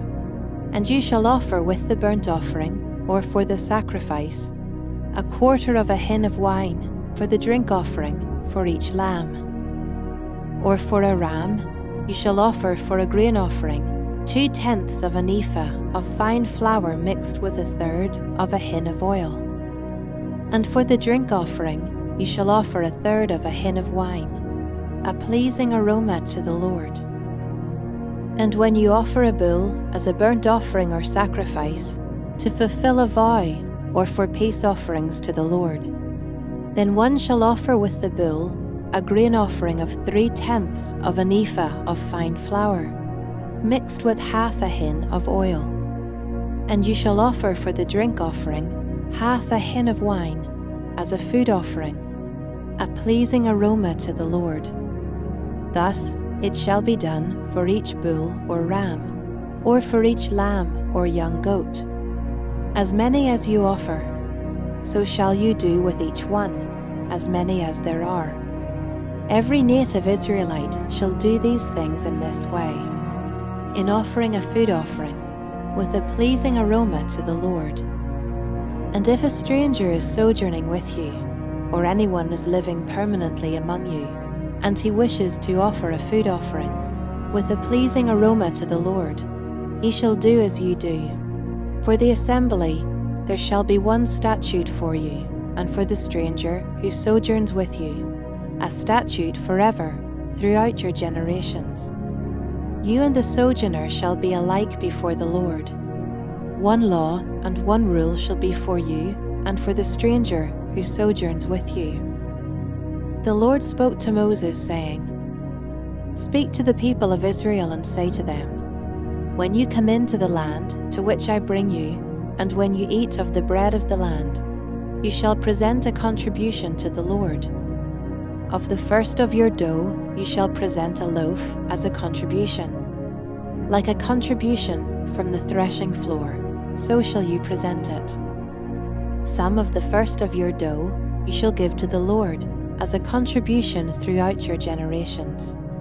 But if you sin unintentionally, and do not observe all these commandments that the Lord has spoken to Moses, all that the Lord has commanded you by Moses, from the day that the Lord gave commandment, and onward throughout your generations, then if it was done unintentionally, without the knowledge of the congregation, all the congregation shall offer one bull from the herd for a burnt offering, a pleasing aroma to the Lord, with its grain offering and its drink offering, according to the rule, and one male goat for a sin offering. And the priest shall make atonement for all the congregation of the people of Israel, and they shall be forgiven, because it was a mistake, and they have brought their offering, a food offering to the Lord, and their sin offering before the Lord for their mistake.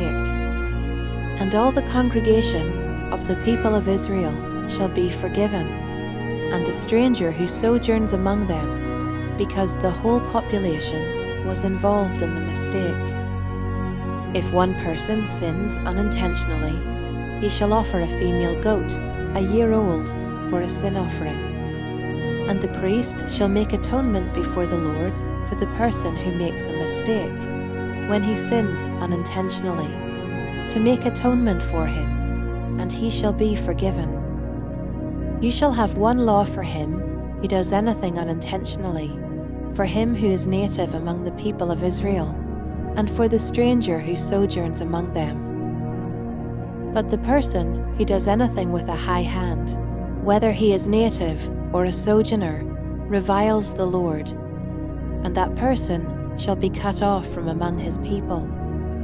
Because he has despised the word of the Lord, and has broken his commandment, that person shall be utterly cut off. His iniquity shall be on him. While the people of Israel were in the wilderness, they found a man gathering sticks on the Sabbath day. And those who found him gathering sticks brought him to Moses and Aaron, and to all the congregation. They put him in custody, because it had not been made clear what should be done to him. And the Lord said to Moses, "The man shall be put to death. All the congregation shall stone him with stones outside the camp." And all the congregation brought him outside the camp, and stoned him to death with stones, as the Lord commanded Moses. The Lord said to Moses, "Speak to the people of Israel, and tell them to make tassels on the corners of their garments throughout their generations, and to put a cord of blue on the tassel of each corner. And it shall be a tassel for you to look at, and remember all the commandments of the Lord, to do them, not to follow after your own heart and your own eyes, which you are inclined to whore after. So you shall remember and do all my commandments, and be holy to your God. I am the Lord your God, who brought you out of the land of Egypt to be your God. I am the Lord your God." Chapter 16. Now Korah, the son of Izhar, son of Kohath, son of Levi, and Dathan and Abiram, the sons of Eliab, and On, the son of Peleth, sons of Reuben, took men. And they rose up before Moses, with a number of the people of Israel, 250 chiefs of the congregation, chosen from the assembly, well-known men. They assembled themselves together against Moses and against Aaron, and said to them, "You have gone too far, for all in the congregation are holy, every one of them, and the Lord is among them. Why then do you exalt yourselves above the assembly of the Lord?" When Moses heard it, he fell on his face, and he said to Korah and all his company, "In the morning the Lord will show who is his, and who is holy, and will bring him near to him. The one whom he chooses, he will bring near to him. Do this: take censers, Korah and all his company, put fire in them, and put incense on them before the Lord tomorrow.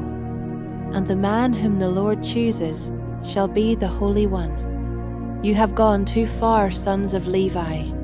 And Moses said to Korah, "Hear now, you sons of Levi. Is it too small a thing for you that the God of Israel has separated you from the congregation of Israel, to bring you near to himself, to do service in the tabernacle of the Lord, and to stand before the congregation to minister to them, and that he has brought you near him, and all your brothers, the sons of Levi, with you? And would you seek the priesthood also? Therefore it is against the Lord that you and all your company have gathered together. What is Aaron that you grumble against him?"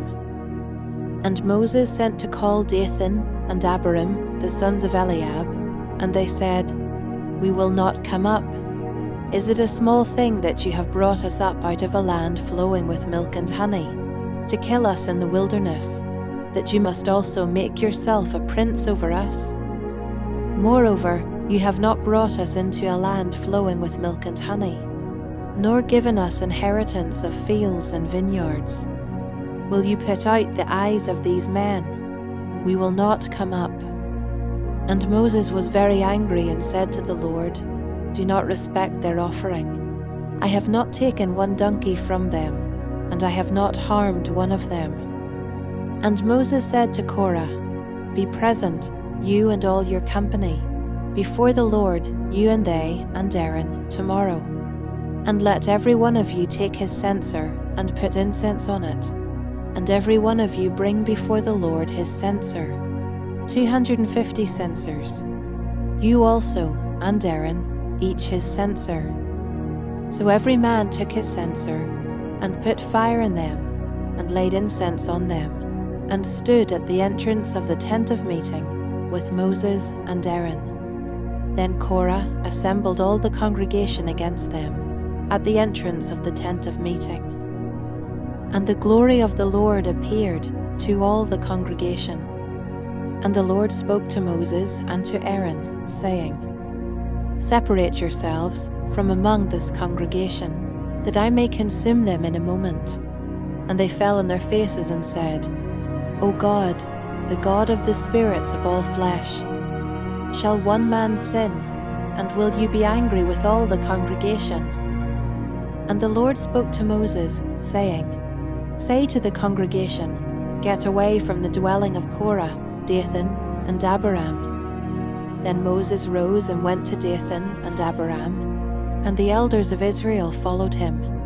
And he spoke to the congregation, saying, "Depart, please, from the tents of these wicked men, and touch nothing of theirs, lest you be swept away with all their sins." So they got away from the dwelling of Korah, Dathan, and Abiram.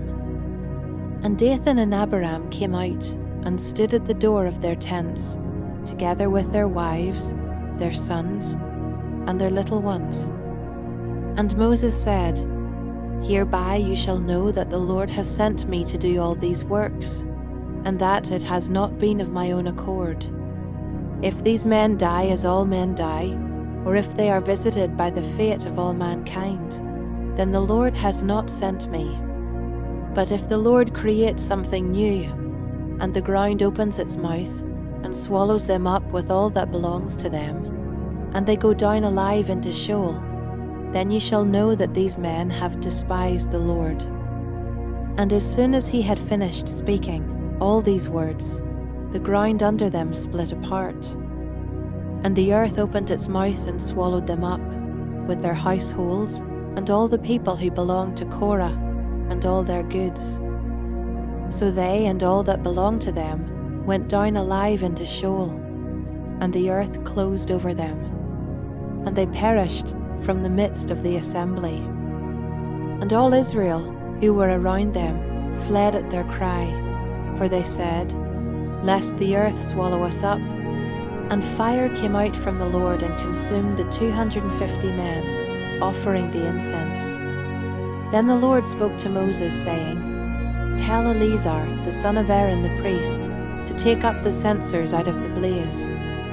Then scatter the fire far and wide, for they have become holy. As for the censers of these men, who have sinned at the cost of their lives, let them be made into hammered plates, as a covering for the altar. For they offered them before the Lord, and they became holy. Thus they shall be a sign to the people of Israel." So Eleazar the priest took the bronze censers, which those who were burned had offered, and they were hammered out as a covering for the altar, to be a reminder to the people of Israel, so that no outsider, who is not of the descendants of Aaron, should draw near to burn incense before the Lord, lest he become like Korah and his company, as the Lord said to him through Moses. But on the next day, all the congregation of the people of Israel grumbled against Moses and against Aaron, saying, "You have killed the people of the Lord." And when the congregation had assembled against Moses and against Aaron, they turned toward the tent of meeting. And behold, the cloud covered it, and the glory of the Lord appeared. And Moses and Aaron came to the front of the tent of meeting. And the Lord spoke to Moses, saying, "Get away from the midst of this congregation, that I may consume them in a moment." And they fell on their faces. And Moses said to Aaron, "Take your censer, and put fire on it from off the altar, and lay incense on it, and carry it quickly to the congregation, and make atonement for them. For wrath has gone out from the Lord, the plague has begun." So Aaron took it as Moses said, and ran into the midst of the assembly. And behold, the plague had already begun among the people. And he put on the incense, and made atonement for the people. And he stood between the dead and the living, and the plague was stopped. Now those who died in the plague were 14,700, besides those who died in the affair of Korah. And Aaron returned to Moses at the entrance of the tent of meeting, when the plague was stopped. Chapter 17. The Lord spoke to Moses, saying, "Speak to the people of Israel, and get from them staffs, one for each father's house, from all their chiefs according to their fathers' houses, 12 staffs. Write each man's name on his staff, and write Aaron's name on the staff of Levi. For there shall be one staff for the head of each father's house. Then you shall deposit them in the tent of meeting before the testimony, where I meet with you. And the staff of the man whom I choose shall sprout. Thus I will make to cease from me the grumblings of the people of Israel, which they grumble against you." Moses spoke to the people of Israel, and all their chiefs gave him staffs, one for each chief, according to their fathers' houses, 12 staffs. And the staff of Aaron was among their staffs. And Moses deposited the staffs before the Lord in the tent of the testimony. On the next day, Moses went into the tent of the testimony, and behold, the staff of Aaron for the house of Levi had sprouted, and put forth buds, and produced blossoms, and it bore ripe almonds. Then Moses brought out all the staffs from before the Lord to all the people of Israel. And they looked, and each man took his staff. And the Lord said to Moses, "Put back the staff of Aaron before the testimony, to be kept as a sign for the rebels, that you may make an end of their grumblings against me, lest they die." Thus did Moses, as the Lord commanded him, so he did. And the people of Israel said to Moses, "Behold, we perish, we are undone, we are all undone. Everyone who comes near to the tabernacle of the Lord, shall die. Are we all to perish?" Chapter 18. So the Lord said to Aaron, "You and your sons, and your father's house with you, shall bear iniquity connected with the sanctuary. And you and your sons with you shall bear iniquity connected with your priesthood. And with you bring your brothers also, the tribe of Levi, the tribe of your father, that they may join you and minister to you, while you and your sons with you are before the tent of the testimony. They shall keep guard over you, and over the whole tent, but shall not come near to the vessels of the sanctuary, or to the altar, lest they, and you, die. They shall join you, and keep guard over the tent of meeting, for all the service of the tent. And no outsider shall come near you. And you shall keep guard over the sanctuary, and over the altar, that there may never again be wrath on the people of Israel. And behold, I have taken your brothers the Levites from among the people of Israel. They are a gift to you, given to the Lord, to do the service of the tent of meeting. And you and your sons with you shall guard your priesthood for all that concerns the altar, and that is within the veil, and you shall serve. I give your priesthood as a gift, and any outsider who comes near shall be put to death." Then the Lord spoke to Aaron, "Behold, I have given you charge of the contributions made to me, all the consecrated things of the people of Israel. I have given them to you as a portion, and to your sons as a perpetual due. This shall be yours of the most holy things, reserved from the fire. Every offering of theirs, every grain offering of theirs, and every sin offering of theirs, and every guilt offering of theirs, which they render to me, shall be most holy to you and to your sons. In a most holy place shall you eat it. Every male may eat it. It is holy to you. This also is yours, the contribution of their gift, all the wave offerings of the people of Israel. I have given them to you, and to your sons and daughters with you, as a perpetual due. Everyone who is clean in your house may eat it. All the best of the oil, and all the best of the wine, and of the grain, the firstfruits of what they give to the Lord, I give to you. The first ripe fruits of all that is in their land, which they bring to the Lord, shall be yours. Everyone who is clean in your house may eat it. Every devoted thing in Israel shall be yours. Everything that opens the womb of all flesh, whether man or beast, which they offer to the Lord, shall be yours. Nevertheless, the firstborn of man you shall redeem, and the firstborn of unclean animals you shall redeem. And their redemption price, at a month old you shall redeem them. You shall fix at 5 shekels in silver, according to the shekel of the sanctuary, which is 20 gerahs. But the firstborn of a cow, or the firstborn of a sheep, or the firstborn of a goat, you shall not redeem. They are holy. You shall sprinkle their blood on the altar, and shall burn their fat as a food offering, with a pleasing aroma to the Lord. But their flesh shall be yours, as the breast that is waved, and as the right thigh are yours. All the holy contributions that the people of Israel present to the Lord, I give to you, and to your sons and daughters with you, as a perpetual due. It is a covenant of salt forever before the Lord, for you and for your offspring with you. And the Lord said to Aaron, You shall have no inheritance in their land, neither shall you have any portion among them. I am your portion and your inheritance among the people of Israel. To the Levites I have given every tithe in Israel for an inheritance, in return for their service that they do, their service in the tent of meeting, so that the people of Israel do not come near the tent of meeting, lest they bear sin and die. But the Levites shall do the service of the tent of meeting, and they shall bear their iniquity. It shall be a perpetual statute throughout your generations, and among the people of Israel they shall have no inheritance.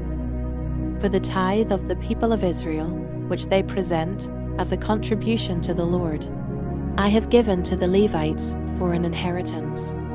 Therefore I have said of them that they shall have no inheritance among the people of Israel. And the Lord spoke to Moses, saying, Moreover, you shall speak and say to the Levites, When you take from the people of Israel the tithe that I have given you from them for your inheritance, then you shall present a contribution from it to the Lord, a tithe of the tithe. And your contribution shall be counted to you as though it were the grain of the threshing floor, and as the fullness of the winepress. So you shall also present a contribution to the Lord from all your tithes, which you receive from the people of Israel. And from it you shall give the Lord's contribution to Aaron the priest. Out of all the gifts to you, you shall present every contribution due to the Lord. From each, its best part is to be dedicated. Therefore you shall say to them, When you have offered from it the best of it, then the rest shall be counted to the Levites as produce of the threshing floor, and as produce of the winepress. And you may eat it in any place, you and your households, for it is your reward in return for your service in the tent of meeting. And you shall bear no sin by reason of it, when you have contributed the best of it. But you shall not profane the holy things of the people of Israel, lest you die. Chapter 19. Now the Lord spoke to Moses and to Aaron, saying, This is the statute of the law that the Lord has commanded. Tell the people of Israel to bring you a red heifer without defect, in which there is no blemish, and on which a yoke has never come. And you shall give it to Eleazar the priest, and it shall be taken outside the camp, and slaughtered before him.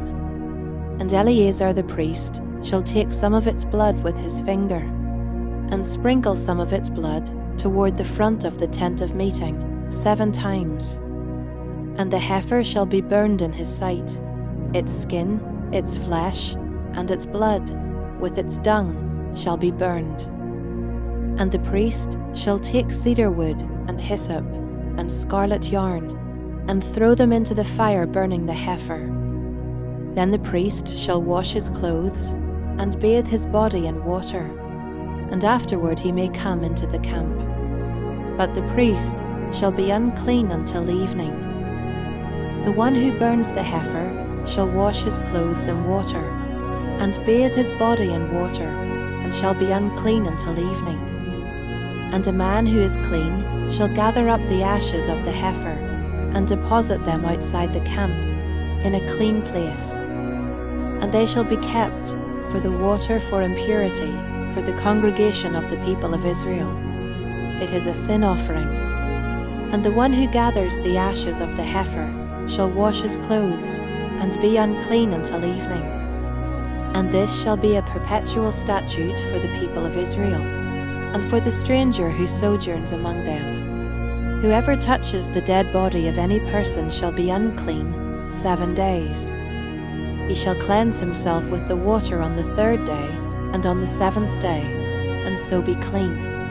But if he does not cleanse himself on the 3rd day and on the 7th day, he will not become clean. Whoever touches a dead person, the body of anyone who has died, and does not cleanse himself, defiles the tabernacle of the Lord, and that person shall be cut off from Israel, because the water for impurity was not thrown on him. He shall be unclean. His uncleanness is still on him. This is the law when someone dies in a tent. Everyone who comes into the tent, and everyone who is in the tent, shall be unclean 7 days. And every open vessel that has no cover fastened on it is unclean. Whoever in the open field touches someone who was killed with a sword, or who died naturally, or touches a human bone, or a grave, shall be unclean 7 days. For the unclean they shall take some ashes of the burnt sin offering, and fresh water shall be added in a vessel. Then a clean person shall take hyssop, and dip it in the water and sprinkle it on the tent, and on all the furnishings, and on the persons who were there, and on whoever touched the bone, or the slain, or the dead, or the grave. And the clean person shall sprinkle it on the unclean, on the 3rd day, and on the 7th day. Thus on the 7th day he shall cleanse him, and he shall wash his clothes, and bathe himself in water. And at evening he shall be clean. If the man who is unclean does not cleanse himself, that person shall be cut off from the midst of the assembly, since he has defiled the sanctuary of the Lord. Because the water for impurity has not been thrown on him, he is unclean, and it shall be a statute forever for them. The one who sprinkles the water for impurity shall wash his clothes, and the one who touches the water for impurity shall be unclean until evening. And whatever the unclean person touches shall be unclean, and anyone who touches it shall be unclean until evening. Chapter 20. And the people of Israel, the whole congregation, came into the wilderness of Zin in the 1st month. And the people stayed in Kadesh, and Miriam died there, and was buried there. Now there was no water for the congregation, And they assembled themselves together against Moses and against Aaron. And the people quarreled with Moses and said, "Would that we had perished when our brothers perished before the Lord. Why have you brought the assembly of the Lord into this wilderness, that we should die here, both we and our cattle? And why have you made us come up out of Egypt to bring us to this evil place? It is no place for grain or figs or vines or pomegranates, and there is no water to drink." Then Moses and Aaron went from the presence of the assembly to the entrance of the tent of meeting, and fell on their faces.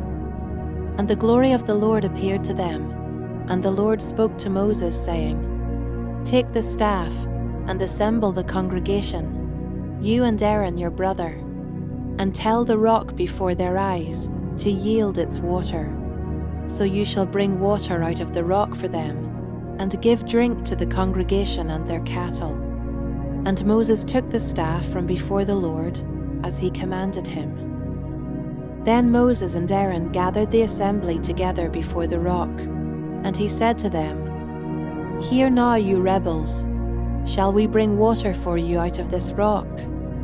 And Moses lifted up his hand and struck the rock with his staff twice, and water came out abundantly, and the congregation drank, and their livestock.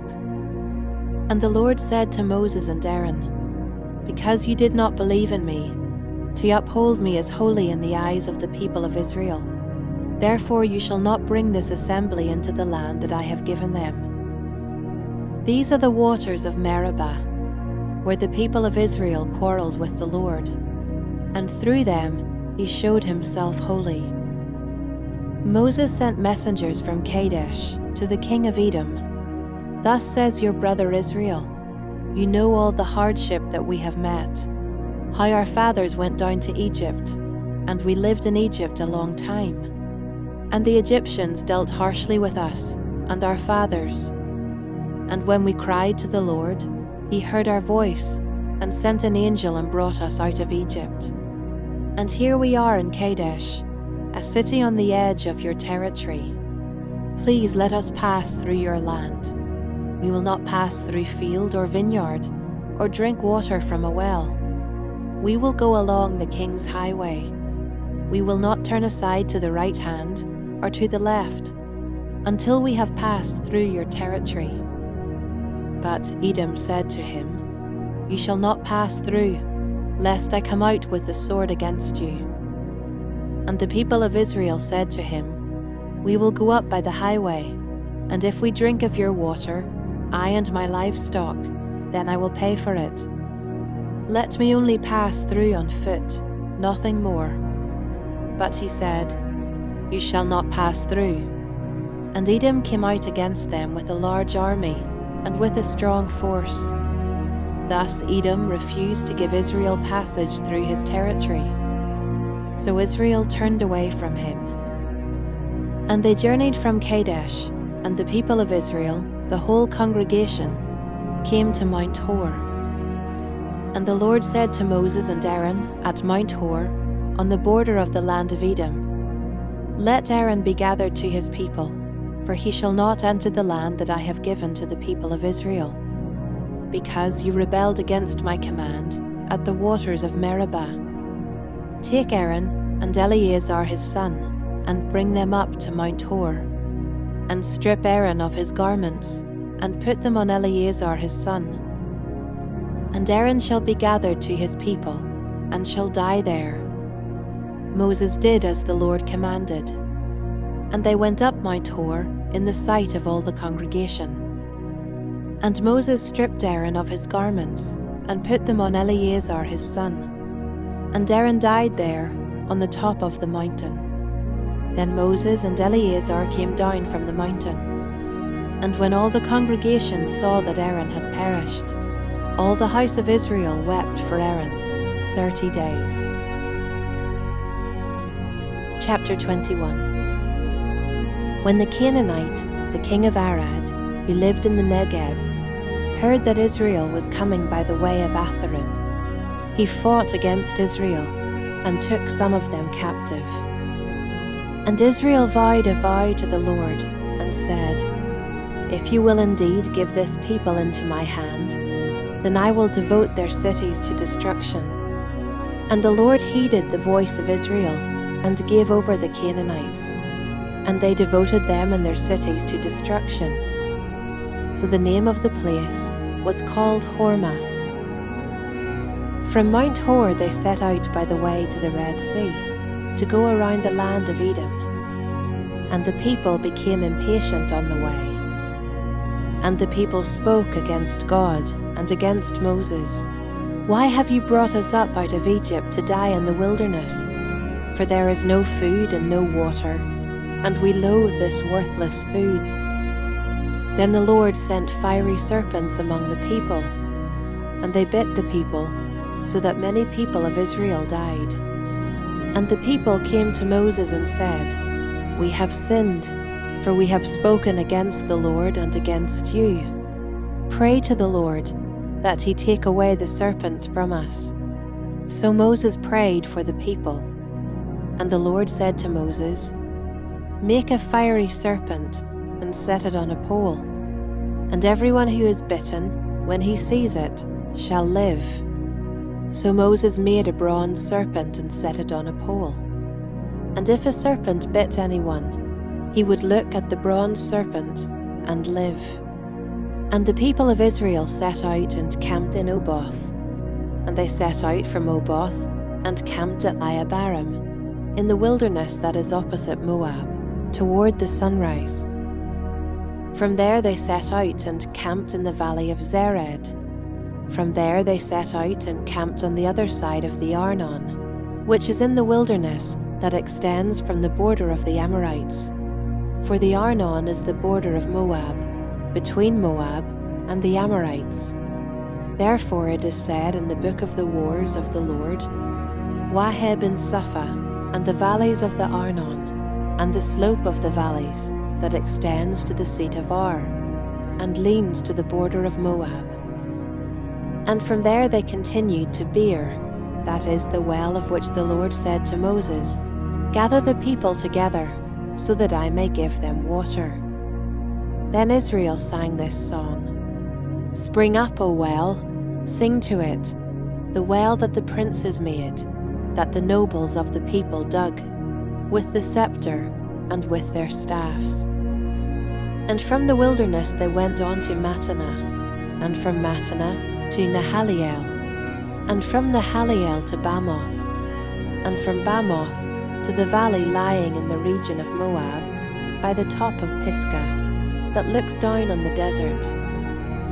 Then Israel sent messengers to Sihon, king of the Amorites, saying, "Let me pass through your land. We will not turn aside into field or vineyard. We will not drink the water of a well.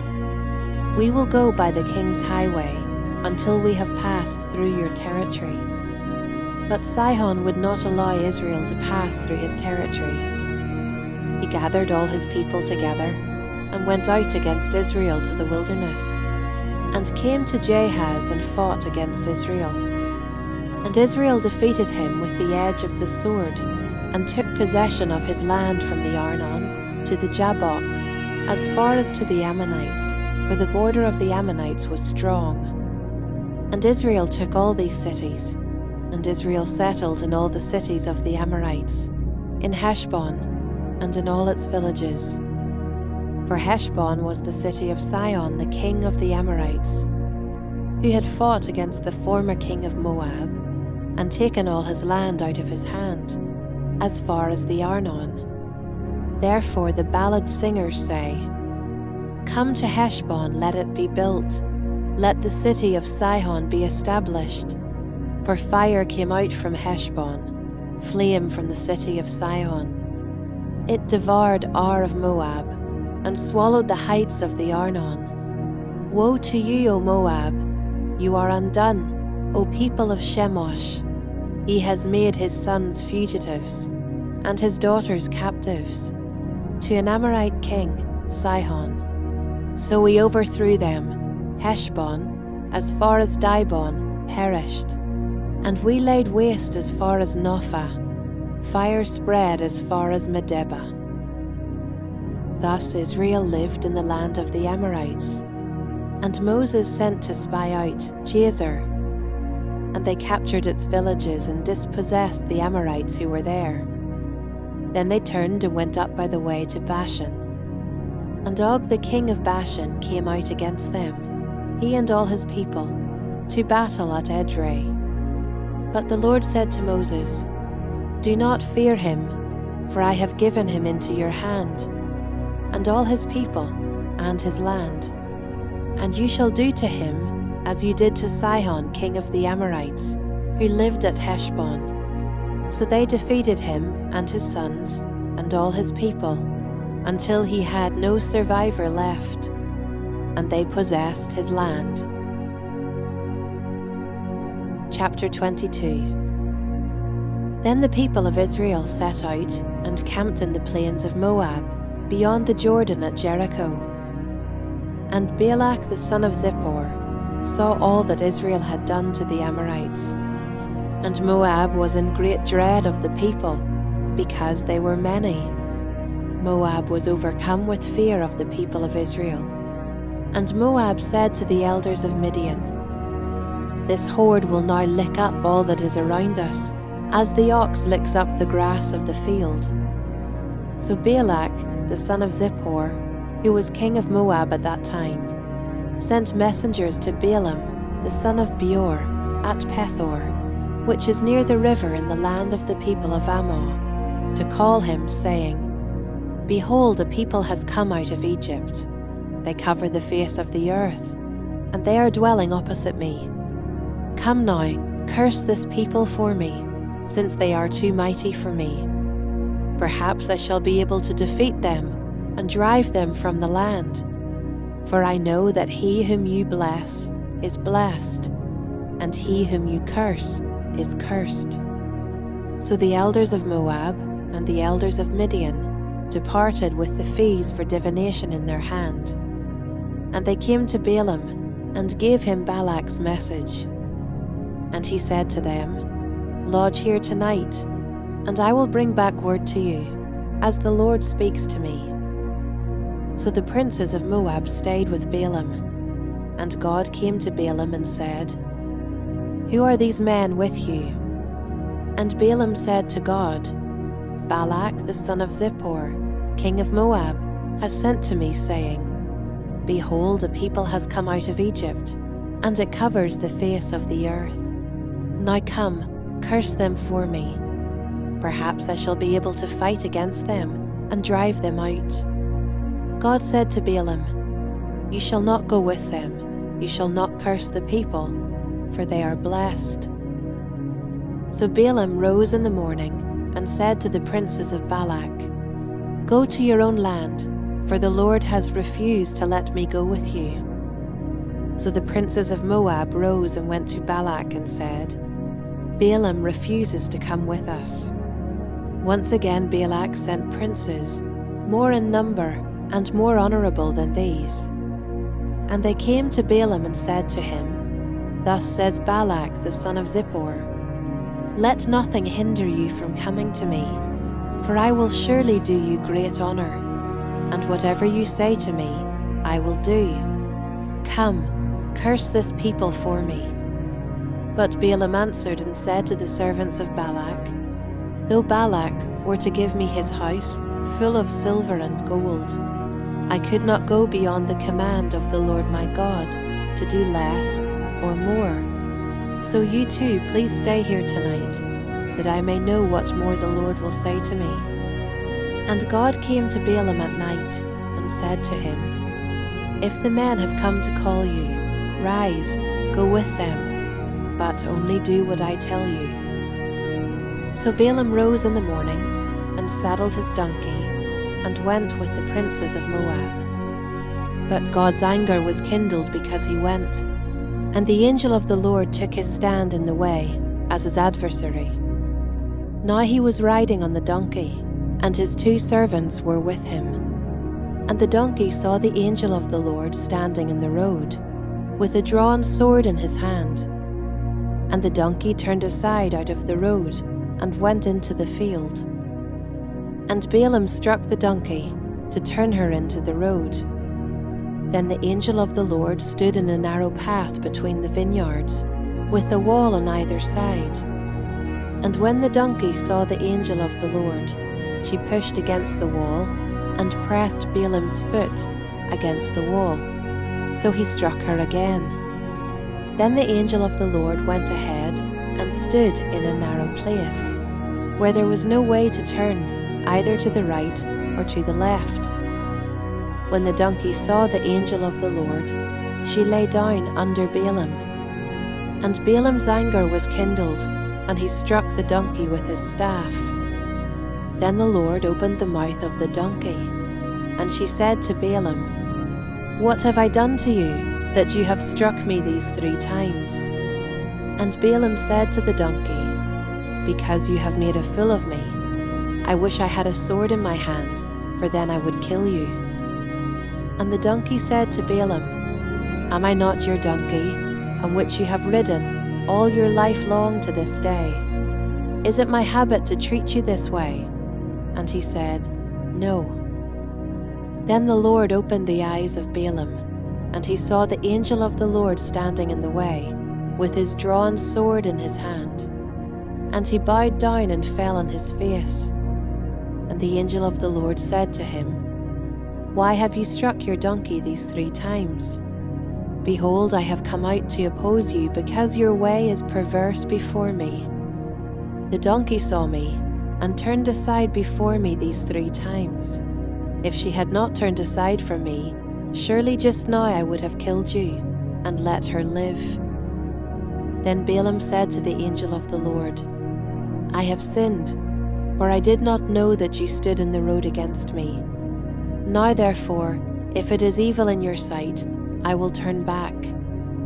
And the angel of the Lord said to Balaam, "Go with the men, but speak only the word that I tell you."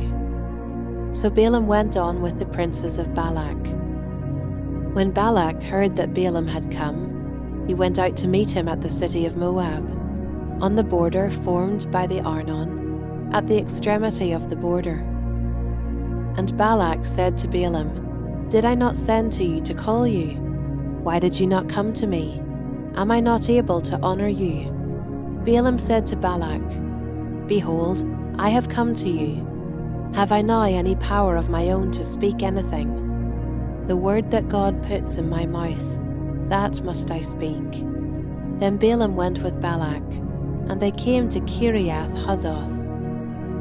And Balak sacrificed oxen and sheep, and sent for Balaam and for the princes who were with him.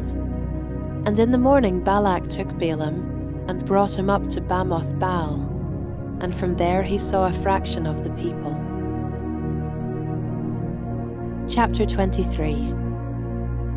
And Balaam said to Balak, "Build for me here 7 altars, and prepare for me here 7 bulls and 7 rams." Balak did as Balaam had said, and Balak and Balaam offered on each altar a bull and a ram. And Balaam said to Balak, "Stand beside your burnt offering, and I will go. Perhaps the Lord will come to meet me, and whatever he shows me, I will tell you."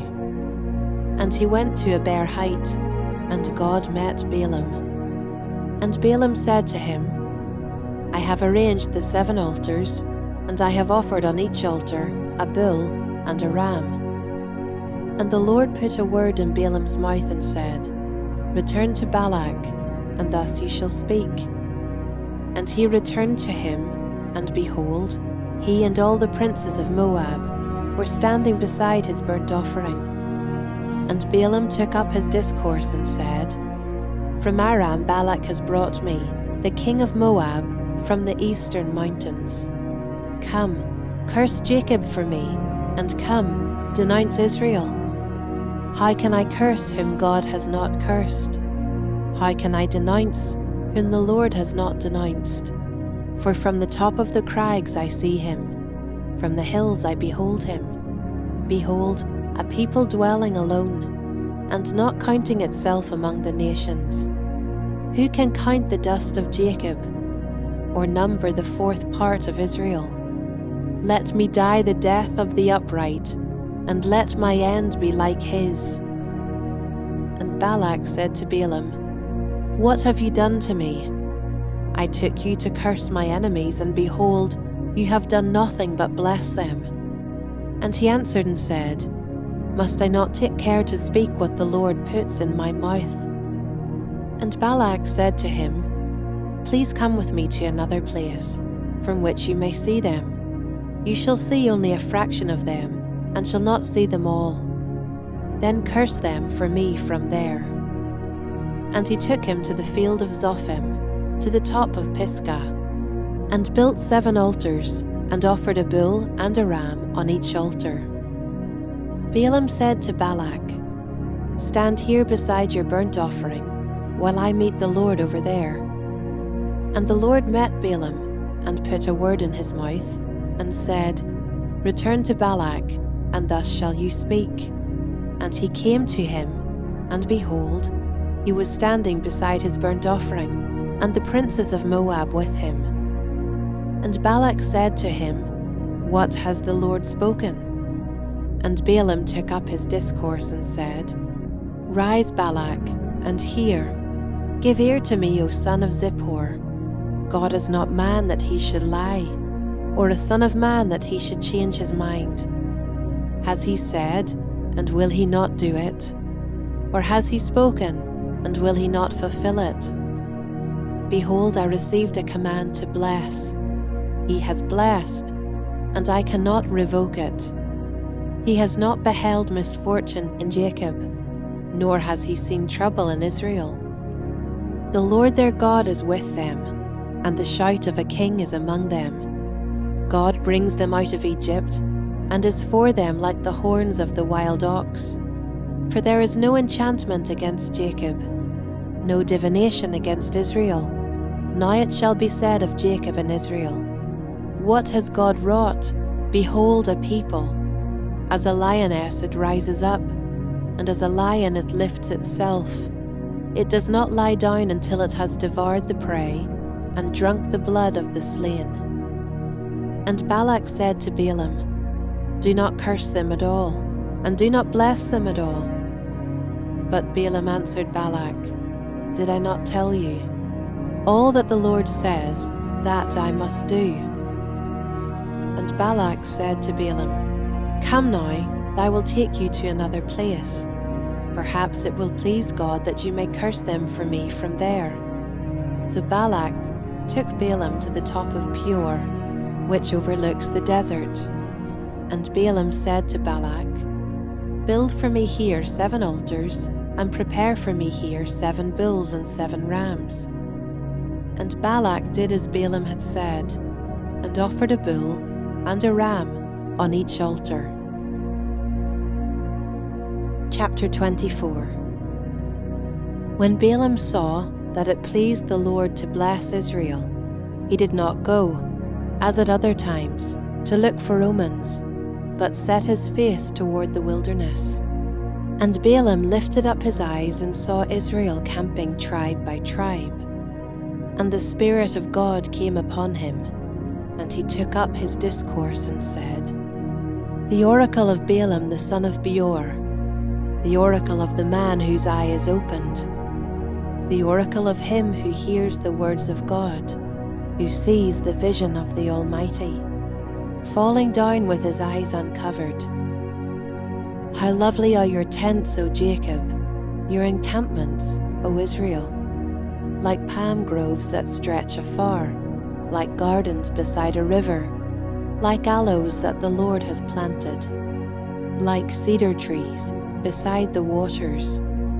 Water shall flow from his buckets, and his seed shall be in many waters. His king shall be higher than Agag, and his kingdom shall be exalted. God brings him out of Egypt, and is for him like the horns of the wild ox. He shall eat up the nations, his adversaries, and shall break their bones in pieces, and pierce them through with his arrows. He crouched, he lay down like a lion, and like a lioness. Who will rouse him up? Blessed are those who bless you. and cursed are those who curse you." And Balak's anger was kindled against Balaam, and he struck his hands together.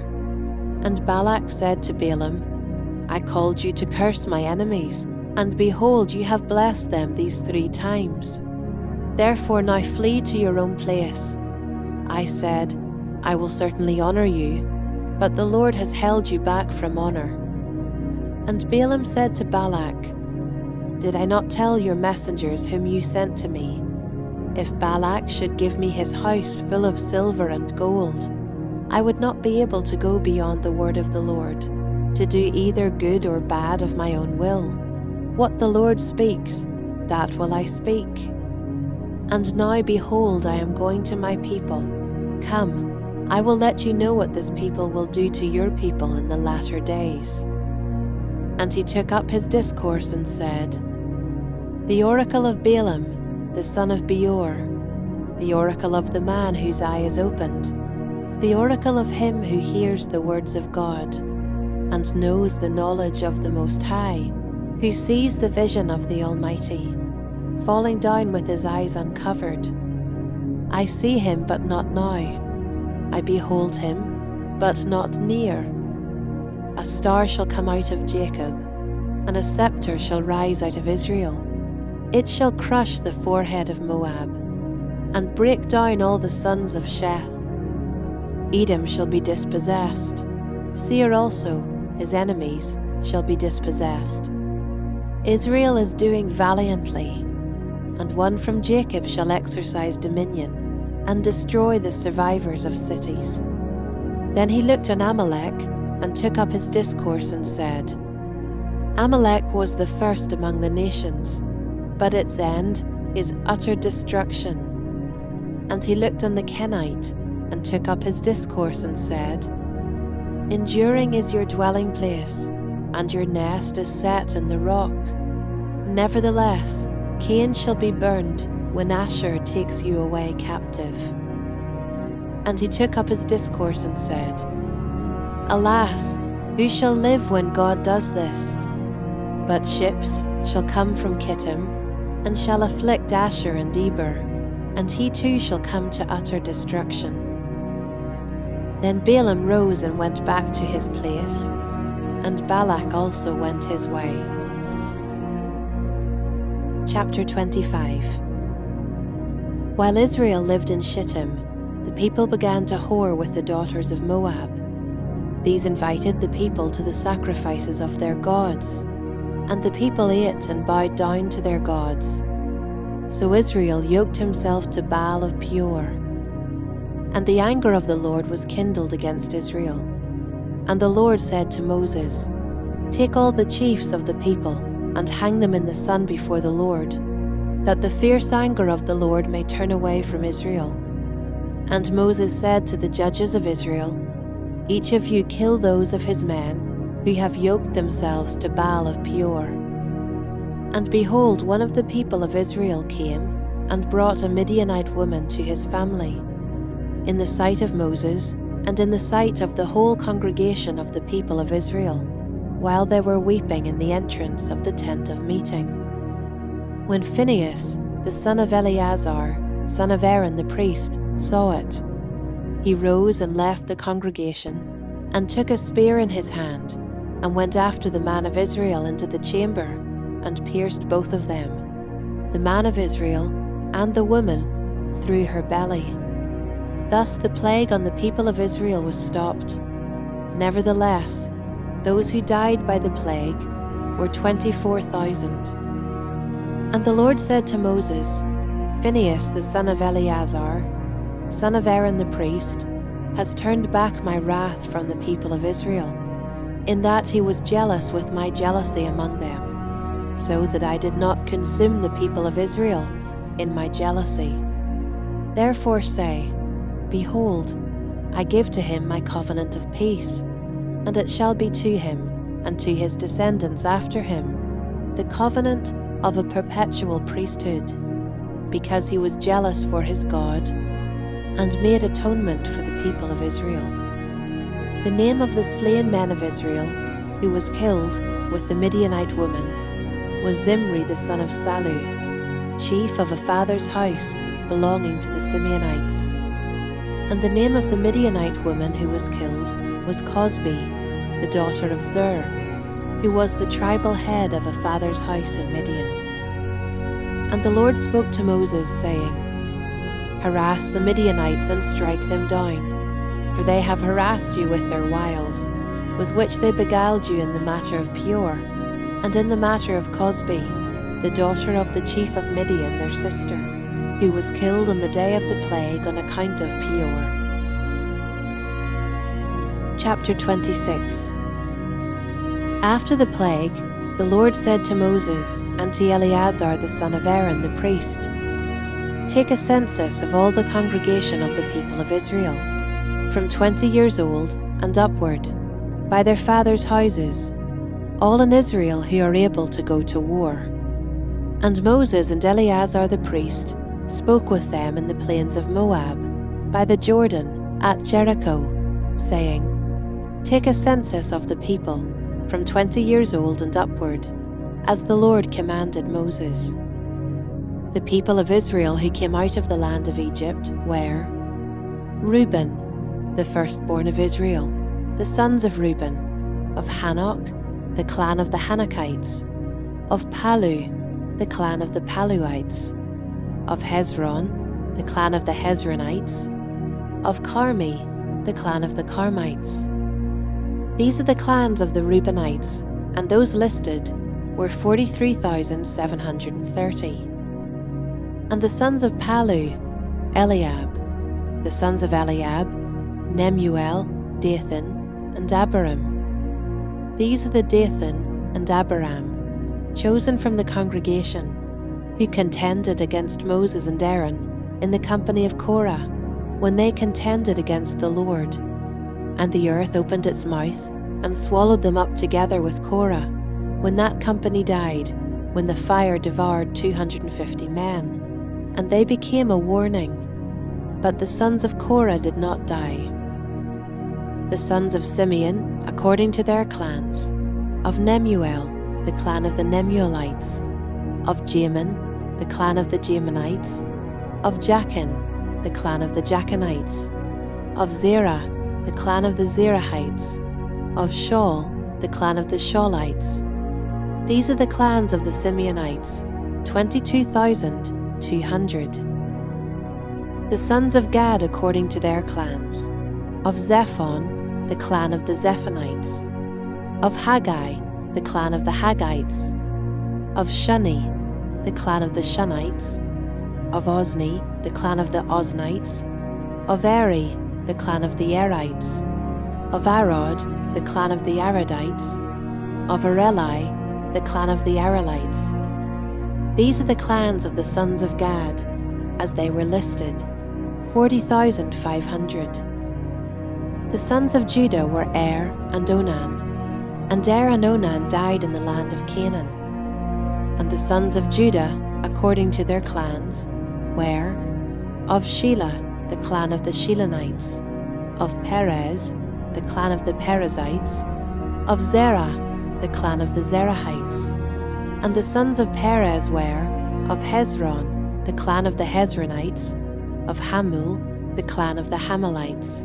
These are the clans of Judah as they were listed, 76,500. The sons of Issachar according to their clans, of Tola, the clan of the Tolites, of Puvah, the clan of the Punites, of Jashub, the clan of the Jashubites, of Shimron, the clan of the Shimronites. These are the clans of Issachar as they were listed, 64,300. The sons of Zebulun according to their clans, of Sered, the clan of the Seredites, of Elon, the clan of the Elonites, of Jalil, the clan of the Jalilites. These are the clans of the Zebulunites as they were listed, 60,500. The sons of Joseph, according to their clans, Manasseh and Ephraim. The sons of Manasseh, of Machir, the clan of the Machirites, and Machir was the father of Gilead. Of Gilead, the clan of the Gileadites. These are the sons of Gilead. Of Iezer, the clan of the Iezerites. Of Helek, the clan of the Helekites. And of Asriel, the clan of the Asrielites. And of Shechem, the clan of the Shechemites. And of Shemida, the clan of the Shemedites. And of Hepher, the clan of the Hepherites. Now Zelophehad, the son of Hepher, had no sons, but daughters. And the names of the daughters of Zelophehad were Mahlah, Noah, Hoglah, Milcah, and Tirzah. These are the clans of Manasseh, and those listed were 52,700. These are the sons of Ephraim according to their clans.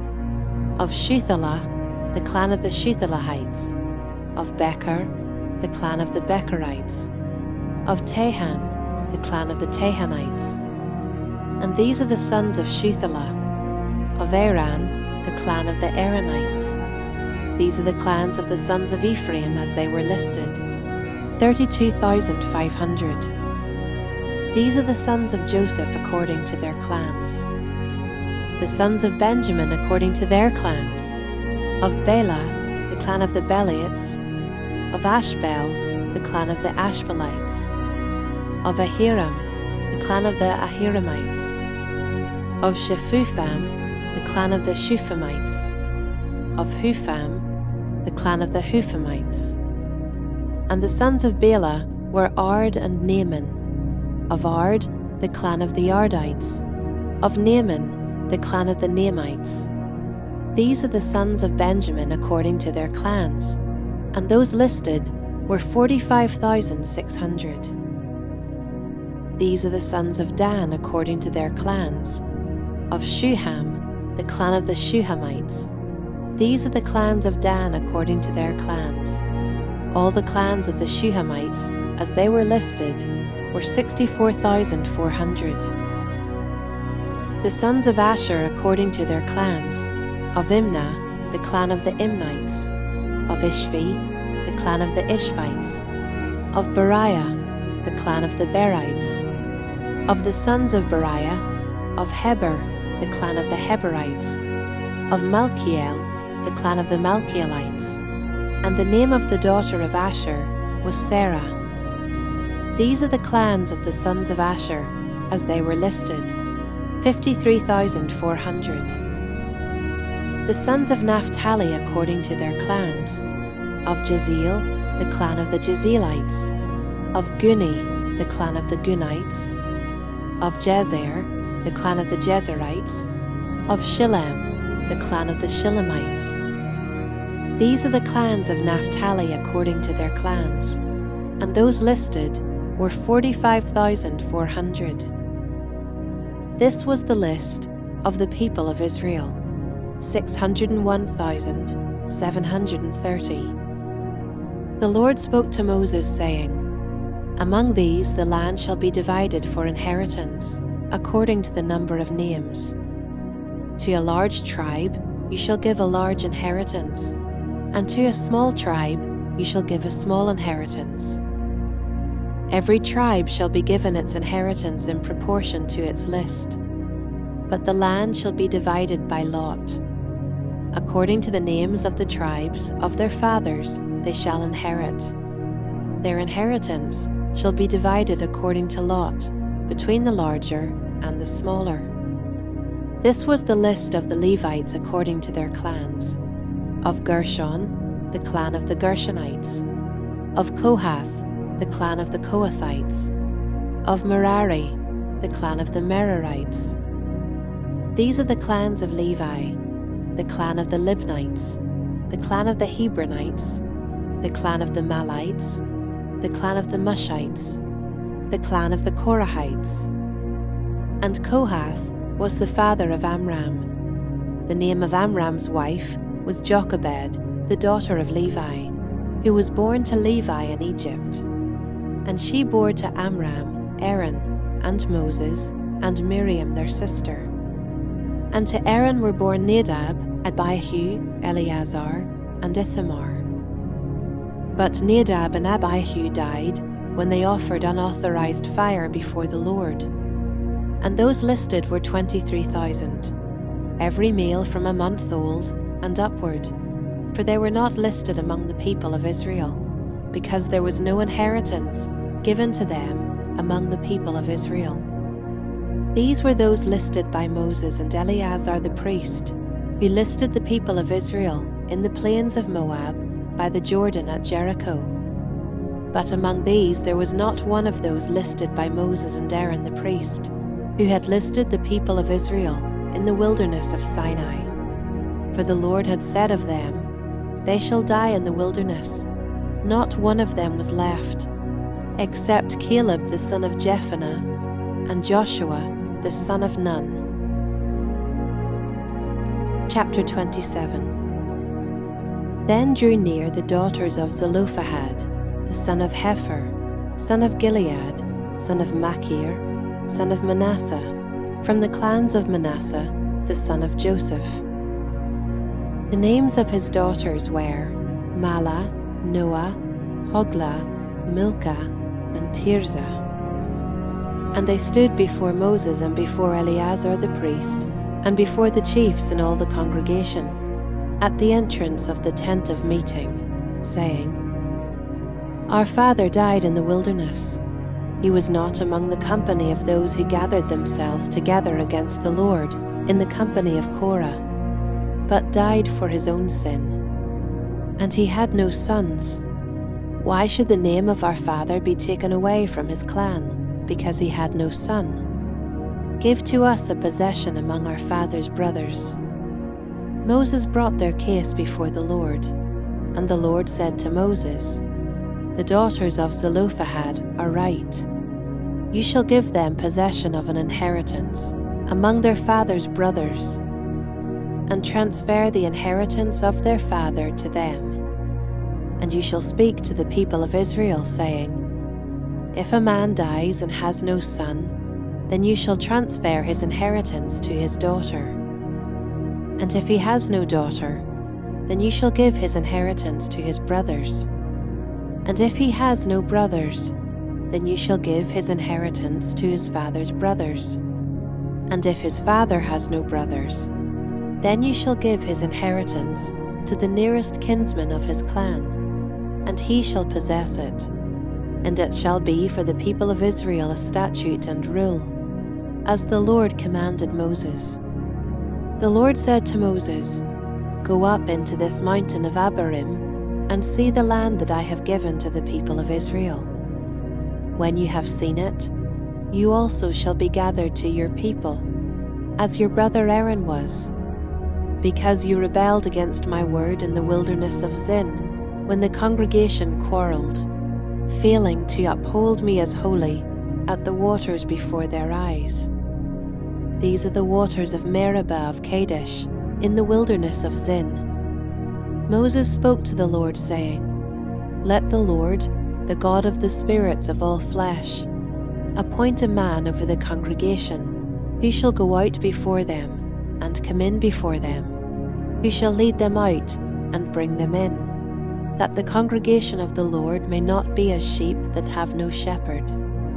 So the Lord said to Moses, Take Joshua the son of Nun, a man in whom is the Spirit, and lay your hand on him. Make him stand before Eleazar the priest, and all the congregation, and you shall commission him in their sight. You shall invest him with some of your authority, that all the congregation of the people of Israel may obey. And he shall stand before Eleazar the priest, who shall inquire for him by the judgment of the Urim before the Lord. At his word they shall go out, and at his word they shall come in, both he and all the people of Israel with him, the whole congregation. And Moses did as the Lord commanded him.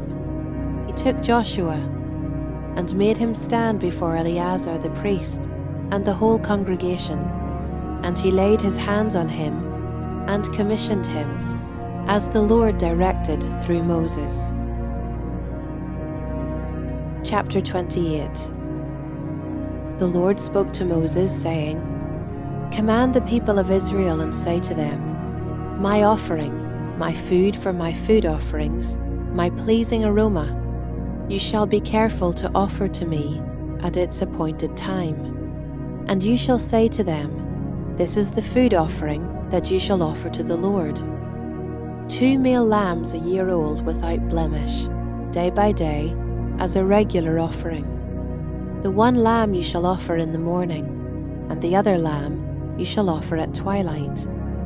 Also 1/10 of an ephah of fine flour for a grain offering, mixed with 1/4 of a hin of beaten oil. It is a regular burnt offering, which was ordained at Mount Sinai for a pleasing aroma, a food offering to the Lord. Its drink offering shall be 1/4 of a hin for each lamb. In the holy place you shall pour out a drink offering of strong drink to the Lord. The other lamb you shall offer at twilight. Like the grain offering of the morning, and like its drink offering, you shall offer it as a food offering, with a pleasing aroma to the Lord.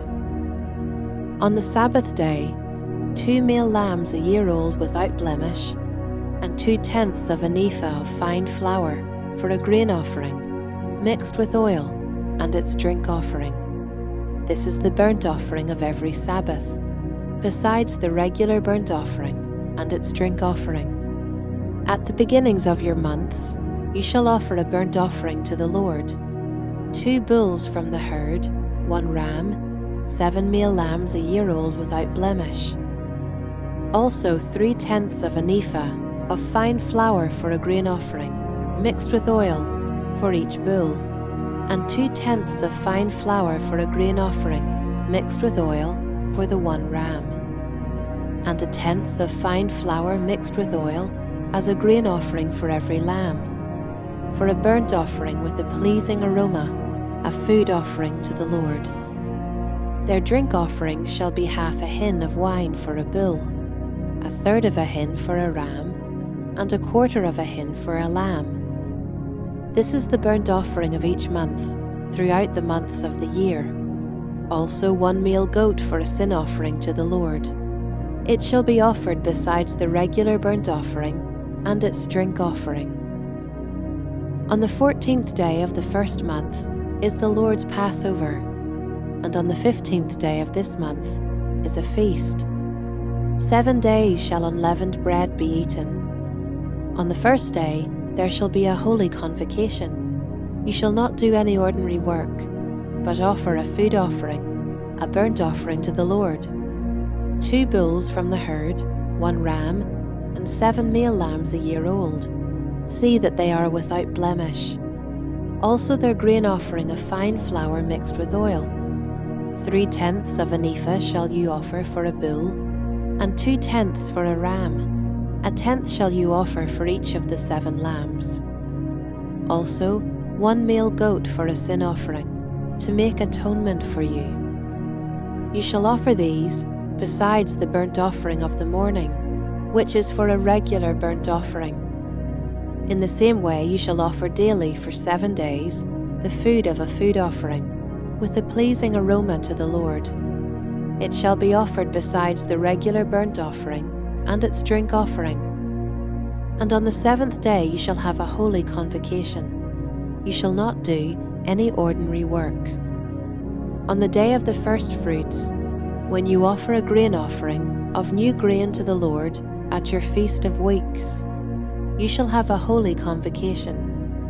You shall not do any ordinary work, but offer a burnt offering with a pleasing aroma to the Lord: 2 bulls from the herd, 1 ram, 7 male lambs a year old. Also their grain offering of fine flour mixed with oil: 3/10 of an ephah for each bull, 2/10 for 1 ram, 1/10 for each of the 7 lambs, with 1 male goat, to make atonement for you. Besides the regular burnt offering and its grain offering, you shall offer them and their drink offering. See that they are without blemish. Chapter 29. On the first day of the 7th month, you shall have a holy convocation. You shall not do any ordinary work, It is a day for you to blow the trumpets, and you shall offer a burnt offering for a pleasing aroma to the Lord. 1 bull from the herd, 1 ram, 7 male lambs a year old without blemish.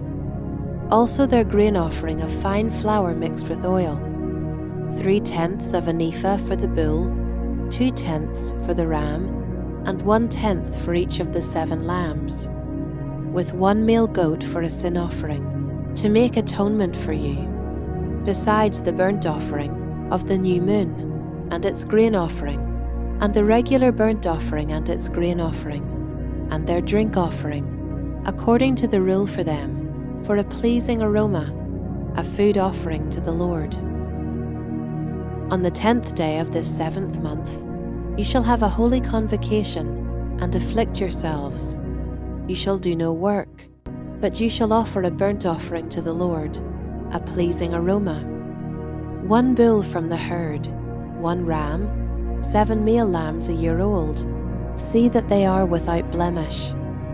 And their grain offering shall be of fine flour mixed with oil, 3/10 of an ephah for the bull, 2/10 for the 1 ram, 1/10 for each of the 7 lambs. Also 1 male goat for a sin offering, besides the sin offering of atonement, and the regular burnt offering and its grain offering, and their drink offerings.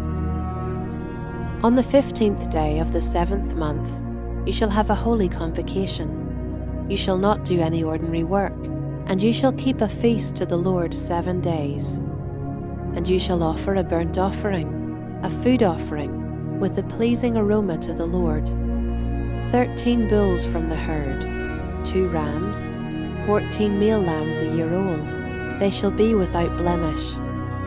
And their grain offering of fine flour mixed with oil, 3/10 of an ephah for each of the 13 bulls, 2/10 for each of the 2 rams, and 1/10 for each of the 14 lambs. Also 1 male goat for a sin offering, besides the regular burnt offering, its grain offering, and its drink offering. On the 2nd day 12 bulls from the herd, 2 rams, 14 male lambs a year old without blemish, with the grain offering and the drink offerings for the bulls, for the rams, and for the lambs, in the prescribed quantities. Also 1 male goat for a sin offering, besides the regular burnt offering and its grain offering, and their drink offerings. On the 3rd day 11 bulls, 2 rams, 14 male lambs a year old without blemish, with the grain offering and the drink offerings for the bulls, for the rams, and for the lambs, in the prescribed quantities. Also 1 male goat for a sin offering, besides the regular burnt offering, and its grain offering, and its drink offering. On the 4th day 10 bulls, 2 rams, 14 male lambs a year old without blemish, with the grain offering and the drink offerings for the bulls, for the rams, and for the lambs, in the prescribed quantities. Also 1 male goat for a sin offering, besides the regular burnt offering, its grain offering, and its drink offering. On the 5th day 9 bulls, 2 rams, 14 male lambs a year old without blemish, with the grain offering and the drink offerings for the bulls, for the rams, and for the lambs, in the prescribed quantities. Also 1 male goat for a sin offering, besides the regular burnt offering, and its grain offering, and its drink offering. On the 6th day 8 bulls, 2 rams, 14 male lambs a year old without blemish, with the grain offering and the drink offerings for the bulls, for the rams, and for the lambs, in the prescribed quantities. Also 1 male goat for a sin offering, besides the regular burnt offering, its grain offering, and its drink offerings. On the 7th day 7 bulls, 2 rams, 14 male lambs a year old without blemish, with the grain offering and the drink offerings for the bulls, for the rams, and for the lambs, in the prescribed quantities. Also 1 male goat for a sin offering, besides the regular burnt offering, its grain offering, and its drink offering. On the 8th day you shall have a solemn assembly. You shall not do any ordinary work, but you shall offer a burnt offering, a food offering, with a pleasing aroma to the Lord. 1 bull, 1 ram, 7 male lambs a year old without blemish. And the grain offering and the drink offerings for the bull, for the ram, and for the lambs, in the prescribed quantities. Also 1 male goat for a sin offering, besides the regular burnt offering, and its grain offering, and its drink offering. These you shall offer to the Lord at your appointed feasts, in addition to your vow offerings, and your free will offerings, for your burnt offerings, and for your grain offerings, and for your drink offerings, and for your peace offerings. So Moses told the people of Israel everything just as the Lord had commanded Moses. Chapter 30. Moses spoke to the heads of the tribes of the people of Israel, saying, "This is what the Lord has commanded. If a man vows a vow to the Lord, or swears an oath to bind himself by a pledge, he shall not break his word. He shall do according to all that proceeds out of his mouth. If a woman vows a vow to the Lord and binds herself by a pledge, while within her father's house in her youth, and her father hears of her vow and of her pledge, by which she has bound herself, and says nothing to her, then all her vows shall stand, and every pledge by which she has bound herself shall stand. But if her father opposes her on the day that he hears of it, no vow of hers, no pledge by which she has bound herself, shall stand. And the Lord will forgive her, because her father opposed her. If she marries a husband, while under her vows or any thoughtless utterance of her lips, by which she has bound herself, and her husband hears of it, and says nothing to her on the day that he hears, then her vows shall stand, and her pledges by which she has bound herself shall stand. But if, on the day that her husband comes to hear of it, he opposes her, then he makes void her vow that was on her, and the thoughtless utterance of her lips by which she bound herself, and the Lord will forgive her. But any vow of a widow or of a divorced woman, anything by which she has bound herself, shall stand against her. And if she vowed in her husband's house, or bound herself by a pledge with an oath, and her husband heard of it, and said nothing to her, and did not oppose her, then all her vows shall stand, and every pledge by which she bound herself shall stand. But if her husband makes them null and void on the day that he hears them, then whatever proceeds out of her lips, concerning her vows, or concerning her pledge of herself, shall not stand. Her husband has made them void, and the Lord will forgive her. Any vow and any binding oath to afflict herself, her husband may establish, or her husband may make void.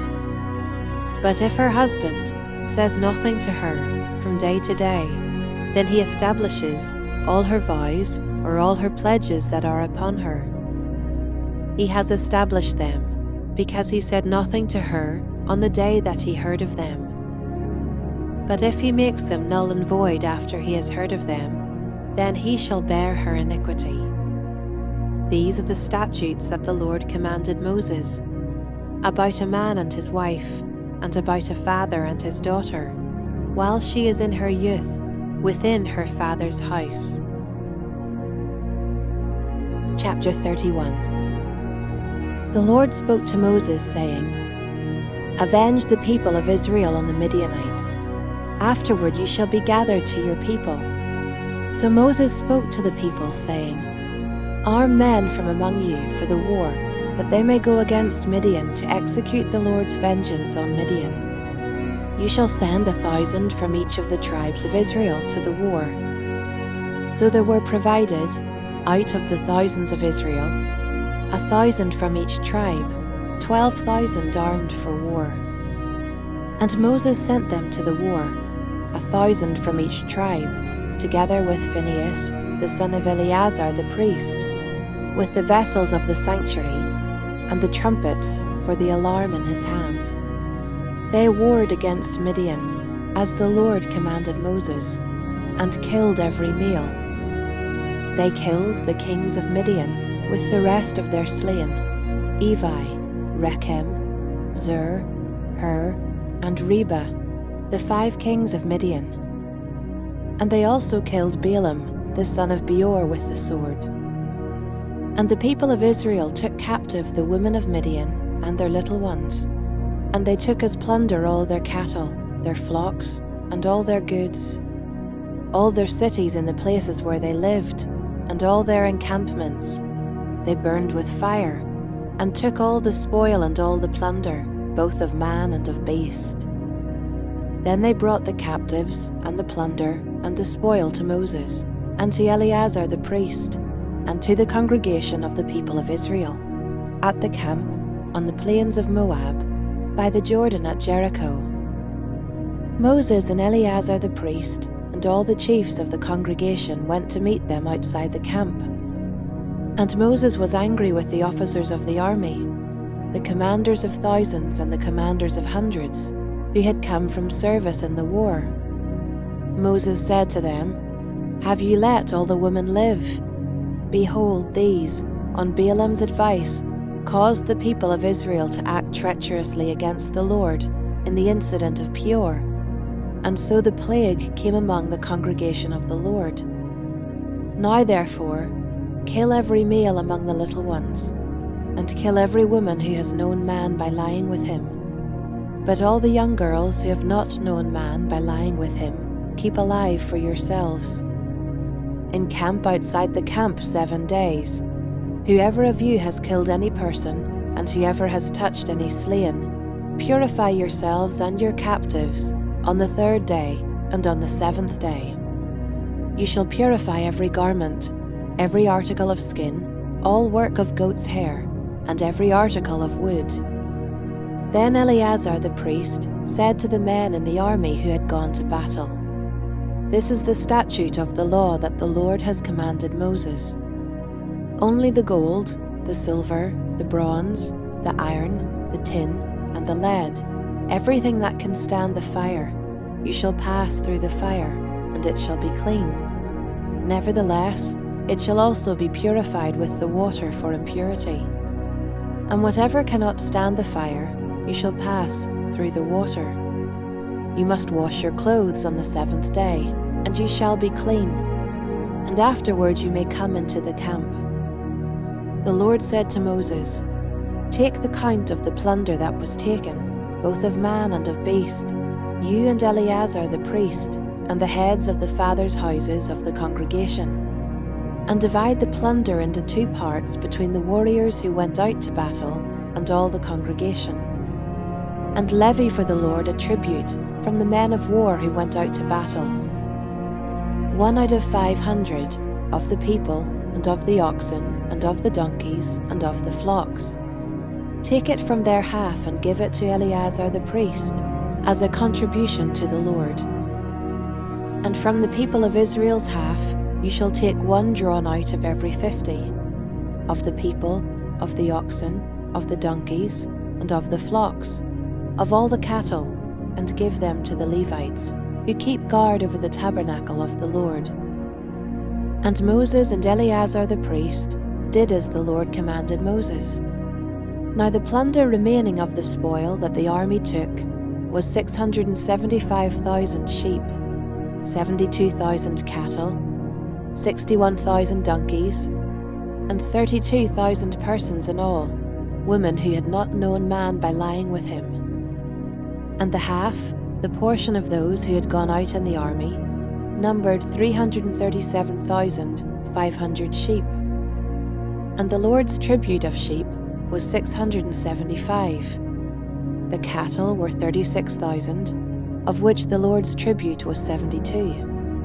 The donkeys were 30,500, of which the Lord's tribute was 61. The persons were 16,000, of which the Lord's tribute was 32 persons. And Moses gave the tribute which was the contribution for the Lord, to Eleazar the priest, as the Lord commanded Moses. From the people of Israel's half, which Moses separated from that of the men who had served in the army, now the congregation's half was 337,500 sheep, 36,000 cattle, and 30,500 donkeys, and 16,000 persons. From the people of Israel's half, Moses took one of every 50, both of persons and of beasts, and gave them to the Levites who kept guard over the tabernacle of the Lord, as the Lord commanded Moses. Then the officers, who were over the thousands of the army, the commanders of thousands and the commanders of hundreds, came near to Moses and said to Moses, "Your servants have counted the men of war who are under our command, and there is not a man missing from us. And we have brought the Lord's offering, what each man found: articles of gold, armlets and bracelets, signet rings, earrings and beads, to make atonement for ourselves before the Lord." And Moses and Eleazar the priest received from them the gold, all crafted articles, and all the gold of the contribution that they presented to the Lord, from the commanders of thousands and the commanders of hundreds, was 16,750 shekels. The men in the army had each taken plunder for himself. And Moses and Eleazar the priest received the gold from the commanders of thousands and of hundreds, and brought it into the tent of meeting, as a memorial for the people of Israel before the Lord. Chapter 32. Now the people of Reuben and the people of Gad had a very great number of livestock. And they saw the land of Jazer and the land of Gilead, and behold, the place was a place for livestock. So the people of Gad and the people of Reuben came and said to Moses and to Eleazar the priest and to the chiefs of the congregation, Ataroth, Dibon, Jazer, Nimrah, Heshbon, Elealeh, Sebam, Nebo, and Beon, the land that the Lord struck down before the congregation of Israel, is a land for livestock, and your servants have livestock. And they said, If we have found favor in your sight, let this land be given to your servants for a possession. Do not take us across the Jordan. But Moses said to the people of Gad and to the people of Reuben, Shall your brothers go to the war while you sit here? Why will you discourage the heart of the people of Israel from going over into the land that the Lord has given them? Your fathers did this when I sent them from Kadesh Barnea to see the land. For when they went up to the valley of Eshcol and saw the land, they discouraged the heart of the people of Israel from going into the land that the Lord had given them. And the Lord's anger was kindled on that day, and he swore, saying, Surely none of the men who came up out of Egypt, from 20 years old and upward, shall see the land that I swore to give to Abraham, to Isaac, and to Jacob, because they have not wholly followed me, none except Caleb the son of Jephunneh, the Kenizzite, and Joshua the son of Nun, for they have wholly followed the Lord. And the Lord's anger was kindled against Israel, and he made them wander in the wilderness 40 years, until all the generation that had done evil in the sight of the Lord was gone. And behold, you have risen in your father's place, a brood of sinful men, to increase still more the fierce anger of the Lord against Israel. For if you turn away from following him, you will again abandon them in the wilderness, and you will destroy all this people. Then they came near to him and said, We will build sheepfolds here for our livestock, and cities for our little ones. But we will take up arms, ready to go before the people of Israel, until we have brought them to their place. And our little ones shall live in the fortified cities because of the inhabitants of the land. We will not return to our homes until each of the people of Israel has gained his inheritance. For we will not inherit with them on the other side of the Jordan and beyond, because our inheritance has come to us on this side of the Jordan, to the east. So Moses said to them, If you will do this, if you will take up arms to go before the Lord for the war, and every armed man of you will pass over the Jordan before the Lord, until he has driven out his enemies from before him, and the land is subdued before the Lord. Then after that you shall return and be free of obligation to the Lord and to Israel. And this land shall be your possession before the Lord. But if you will not do so, behold, you have sinned against the Lord, and be sure your sin will find you out. Build cities for your little ones, and folds for your sheep, and do what you have promised. And the people of Gad and the people of Reuben said to Moses, Your servants will do as my Lord commands. Our little ones, our wives, our livestock, and all our cattle shall remain there in the cities of Gilead. But your servants will pass over, every man who is armed for war, before the Lord to battle, as my Lord orders. So Moses gave command concerning them to Eleazar the priest, and to Joshua the son of Nun, and to the heads of the fathers' houses of the tribes of the people of Israel. And Moses said to them, If the people of Gad and the people of Reuben, every man who is armed to battle before the Lord, will pass with you over the Jordan, and the land shall be subdued before you, then you shall give them the land of Gilead for a possession. However, if they will not pass over with you armed, they shall have possessions among you in the land of Canaan. And the people of Gad and the people of Reuben answered, What the Lord has said to your servants, we will do. We will pass over armed before the Lord into the land of Canaan, and the possession of our inheritance shall remain with us beyond the Jordan. And Moses gave to them, to the people of Gad, and to the people of Reuben, and to the half-tribe of Manasseh, the son of Joseph, the kingdom of Sihon, king of the Amorites, and the kingdom of Og, king of Bashan, the land and its cities with their territories, the cities of the land throughout the country. And the people of Gad built Dibon, Ataroth, Aror, Atroth-Shophan, Jazer, Jogbehah, Beth-Nimrah, and Beth-Haran, fortified cities and folds for sheep. And the people of Reuben built Heshbon, Elealeh, Kiriathaim, Nebo, and Baal-meon, their names were changed, and Sibmah. And they gave other names to the cities that they built. And the sons of Machir the son of Manasseh went to Gilead and captured it, and dispossessed the Amorites who were in it. And Moses gave Gilead to Machir the son of Manasseh, and he settled in it. And Jair the son of Manasseh went and captured their villages, and called them Havoth Jair. And Nobah went and captured Kenath and its villages, and called it Nobah, after his own name. Chapter 33. These are the stages of the people of Israel, when they went out of the land of Egypt by their companies, under the leadership of Moses and Aaron. Moses wrote down their starting places, stage by stage, by command of the Lord. And these are their stages, according to their starting places. They set out from Ramesses in the first month, on the 15th day of the first month.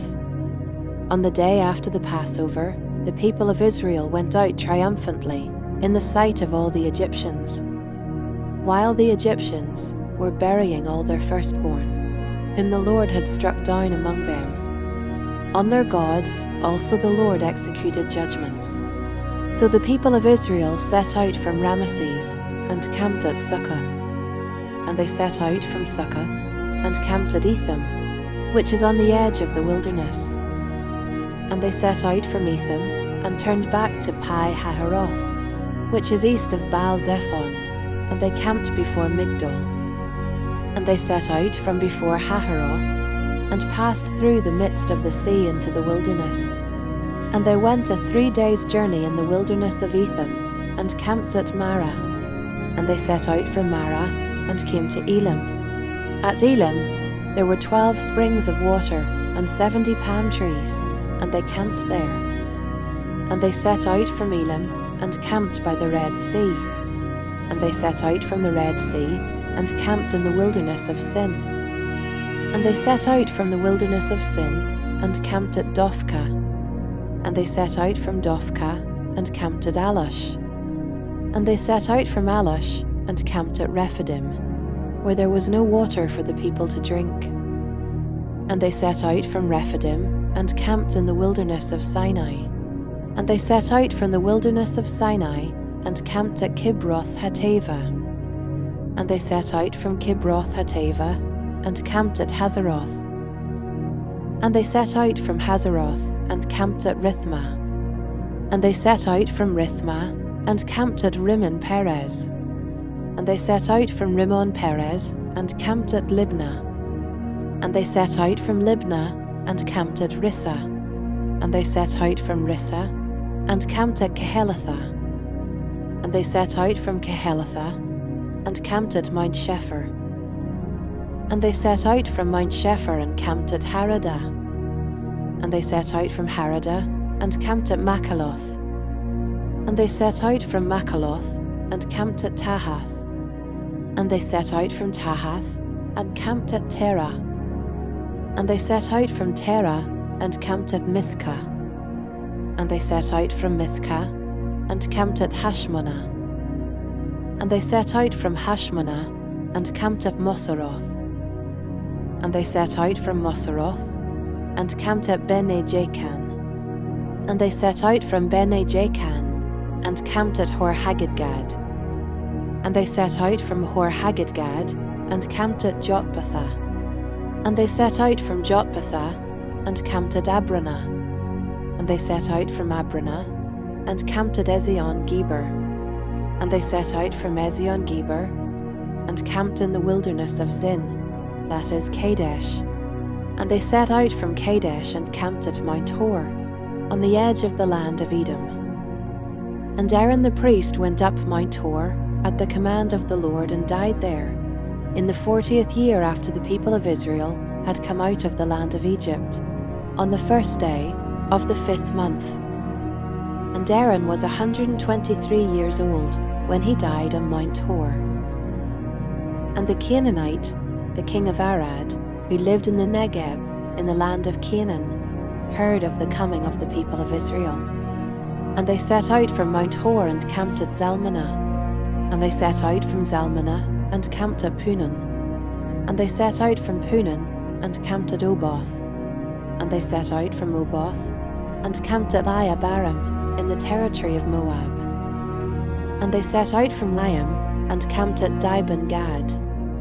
And they set out from Dibon-Gad, and camped at Almon-Dilbrathim. And they set out from Almon-Dilbrathim, and camped in the mountains of Abarim, before Nebo. And they set out from the mountains of Abarim, and camped in the plains of Moab, by the Jordan at Jericho. They camped by the Jordan from Beth Jeshemoth, as far as Abel-Shittim, in the plains of Moab. And the Lord spoke to Moses in the plains of Moab, by the Jordan at Jericho, saying, Speak to the people of Israel, and say to them, When you pass over the Jordan into the land of Canaan, then you shall drive out all the inhabitants of the land from before you, and destroy all their figured stones, and destroy all their metal images, and demolish all their high places. And you shall take possession of the land, and settle in it, for I have given the land to you to possess it. You shall inherit the land by lot, according to your clans. To a large tribe you shall give a large inheritance, and to a small tribe you shall give a small inheritance. Wherever the lot falls for anyone, that shall be his. According to the tribes of your fathers you shall inherit. But if you do not drive out the inhabitants of the land from before you, then those of them whom you let remain shall be as barbs in your eyes, and thorns in your sides, and they shall trouble you in the land where you dwell. And I will do to you as I thought to do to them. Chapter 34. The Lord spoke to Moses, saying, Command the people of Israel, and say to them, When you enter the land of Canaan, this is the land that shall fall to you for an inheritance, the land of Canaan, as defined by its borders. Your south side shall be from the wilderness of Zin, alongside Edom, and your southern border shall run from the end of the Salt Sea on the east. And your border shall turn south of the ascent of Akrabim, and cross to Zin, and its limit shall be south of Kadesh Barnea. Then it shall go on to Hazar Adar, and pass along to Asmon. And the border shall turn from Asmon to the brook of Egypt, and its limit shall be at the sea. For the western border, you shall have the great sea and its coast.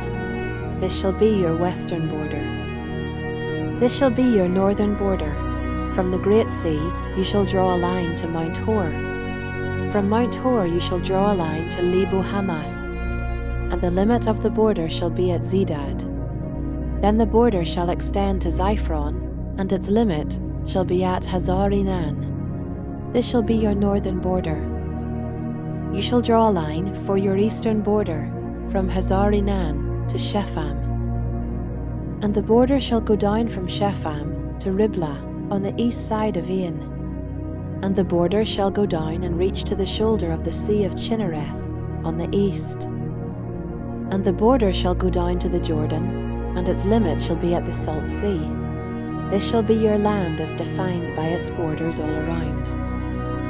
Moses commanded the people of Israel, saying, This is the land that you shall inherit by lot, which the Lord has commanded to give to the 9 tribes and to the half-tribe. For the tribe of the people of Reuben by fathers' houses, and the tribe of the people of Gad by their fathers' houses, have received their inheritance, and also the half-tribe of Manasseh. The 2 tribes and the half-tribe have received their inheritance beyond the Jordan east of Jericho, toward the sunrise. The Lord spoke to Moses, saying, These are the names of the men who shall divide the land to you for inheritance: Eleazar the priest, and Joshua the son of Nun. You shall take 1 chief from every tribe to divide the land for inheritance. These are the names of the men. Of the tribe of Judah, Caleb the son of Jephunneh. Of the tribe of the people of Simeon, Shemuel the son of Ammihud. Of the tribe of Benjamin, Elidad the son of Chislon. Of the tribe of the people of Dan, a chief, Buki the son of Yogli. Of the people of Joseph, of the tribe of the people of Manasseh, a chief, Haniel the son of Ephod. And of the tribe of the people of Ephraim, a chief, Kemuel the son of Shiftan. Of the tribe of the people of Zebulun, a chief, Elizaphan the son of Parnak. Of the tribe of the people of Issachar, a chief, Paltiel the son of Azan. And of the tribe of the people of Asher, a chief, Ahihud the son of Shalomai. Of the tribe of the people of Naphtali, a chief, Pedahel the son of Ammihud. These are the men whom the Lord commanded to divide the inheritance for the people of Israel in the land of Canaan. Chapter 35. The Lord spoke to Moses in the plains of Moab by the Jordan at Jericho, saying, Command the people of Israel to give to the Levites some of the inheritance of their possession as cities for them to dwell in. And you shall give to the Levites pasture lands around the cities. The cities shall be theirs to dwell in, and their pasture land shall be for their cattle, and for their livestock, and for all their beasts. The pasture lands of the cities, which you shall give to the Levites, shall reach from the wall of the city outward 1,000 cubits all around. And you shall measure outside the city, on the east side 2,000 cubits, and on the south side 2,000 cubits, and on the west side 2,000 cubits, and on the north side 2,000 cubits, the city being in the middle. This shall belong to them as pasture land for their cities. The cities that you give to the Levites shall be the 6 cities of refuge, where you shall permit the manslayer to flee, and in addition to them you shall give 42 cities. All the cities that you give to the Levites shall be 48, with their pasture lands. And as for the cities that you shall give from the possession of the people of Israel, From the larger tribes you shall take many, and from the smaller tribes you shall take few. Each in proportion to the inheritance that it inherits shall give of its cities to the Levites. And the Lord spoke to Moses, saying, Speak to the people of Israel, and say to them, When you cross the Jordan into the land of Canaan, then you shall select cities to be cities of refuge for you, that the manslayer who kills any person without intent may flee there. The cities shall be for you a refuge from the avenger, that the manslayer may not die until he stands before the congregation for judgment. And the cities that you give shall be your 6 cities of refuge. You shall give 3 cities beyond the Jordan, and 3 cities in the land of Canaan, to be cities of refuge. These 6 cities shall be for refuge for the people of Israel, and for the stranger and for the sojourner among them, that anyone who kills any person without intent may flee there. But if he struck him down with an iron object so that he died, he is a murderer. The murderer shall be put to death. And if he struck him down with a stone tool that could cause death, and he died, he is a murderer. The murderer shall be put to death. Or if he struck him down with a wooden tool that could cause death, and he died, he is a murderer. The murderer shall be put to death. The avenger of blood shall himself put the murderer to death. When he meets him, he shall put him to death. And if he pushed him out of hatred, or hurls something at him, lying in wait, so that he died, or in enmity struck him down with his hand, so that he died, then he who struck the blow shall be put to death. He is a murderer. The avenger of blood shall put the murderer to death when he meets him. But if he pushed him suddenly without enmity, or hurled anything on him without lying in wait, or used a stone that could cause death, and without seeing him dropped it on him, so that he died, though he was not his enemy and did not seek his harm, then the congregation shall judge between the manslayer and the avenger of blood, in accordance with these rules. And the congregation shall rescue the manslayer from the hand of the avenger of blood. And the congregation shall restore him to his city of refuge, to which he had fled. And he shall live in it until the death of the high priest, who was anointed with the holy oil. But if the manslayer shall at any time go beyond the boundaries of his city of refuge, to which he fled, and the avenger of blood finds him outside the boundaries of his city of refuge, and the avenger of blood kills the manslayer, he shall not be guilty of blood, for he must remain in his city of refuge until the death of the high priest. But after the death of the high priest, the manslayer may return to the land of his possession. And these things shall be for a statute and rule for you throughout your generations, in all your dwelling places. If anyone kills a person, the murderer shall be put to death on the evidence of witnesses. But no person shall be put to death on the testimony of one witness. Moreover, you shall accept no ransom for the life of a murderer who is guilty of death, but he shall be put to death. And you shall accept no ransom for him who has fled to his city of refuge, that he may return to dwell in the land before the death of the high priest. You shall not pollute the land in which you live, for blood pollutes the land, and no atonement can be made for the land for the blood that is shed in it, except by the blood of the one who shed it.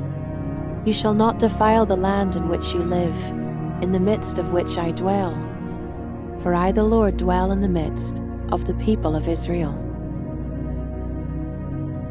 Chapter 36. The heads of the fathers' houses of the clan of the people of Gilead, the son of Machir, son of Manasseh, from the clans of the people of Joseph, came near and spoke before Moses and before the chiefs, the heads of the fathers' houses of the people of Israel. They said, The Lord commanded my Lord to give the land for inheritance by lot to the people of Israel.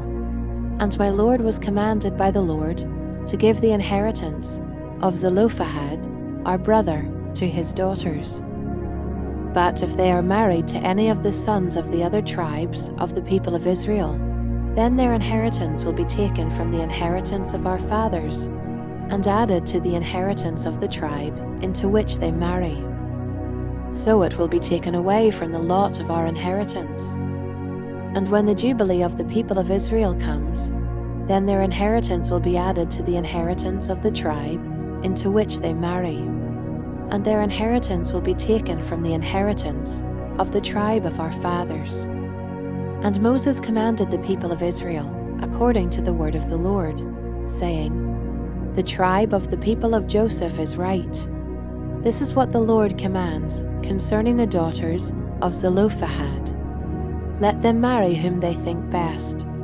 Only they shall marry within the clan of the tribe of their father. The inheritance of the people of Israel shall not be transferred from one tribe to another, for every one of the people of Israel shall hold on to the inheritance of the tribe of his fathers. And every daughter who possesses an inheritance in any tribe of the people of Israel shall be wife to one of the clan of the tribe of her father, so that every one of the people of Israel may possess the inheritance of his fathers. So no inheritance shall be transferred from one tribe to another, for each of the tribes of the people of Israel shall hold on to its own inheritance." The daughters of Zelophehad did as the Lord commanded Moses. For Mahlah, Tirzah, Hoglah, Milcah, and Noah, the daughters of Zelophehad, were married to sons of their father's brothers. They were married into the clans of the people of Manasseh, the son of Joseph, and their inheritance remained in the tribe of their father's clan. These are the commandments and the rules that the Lord commanded through Moses to the people of Israel in the plains of Moab, by the Jordan, at Jericho.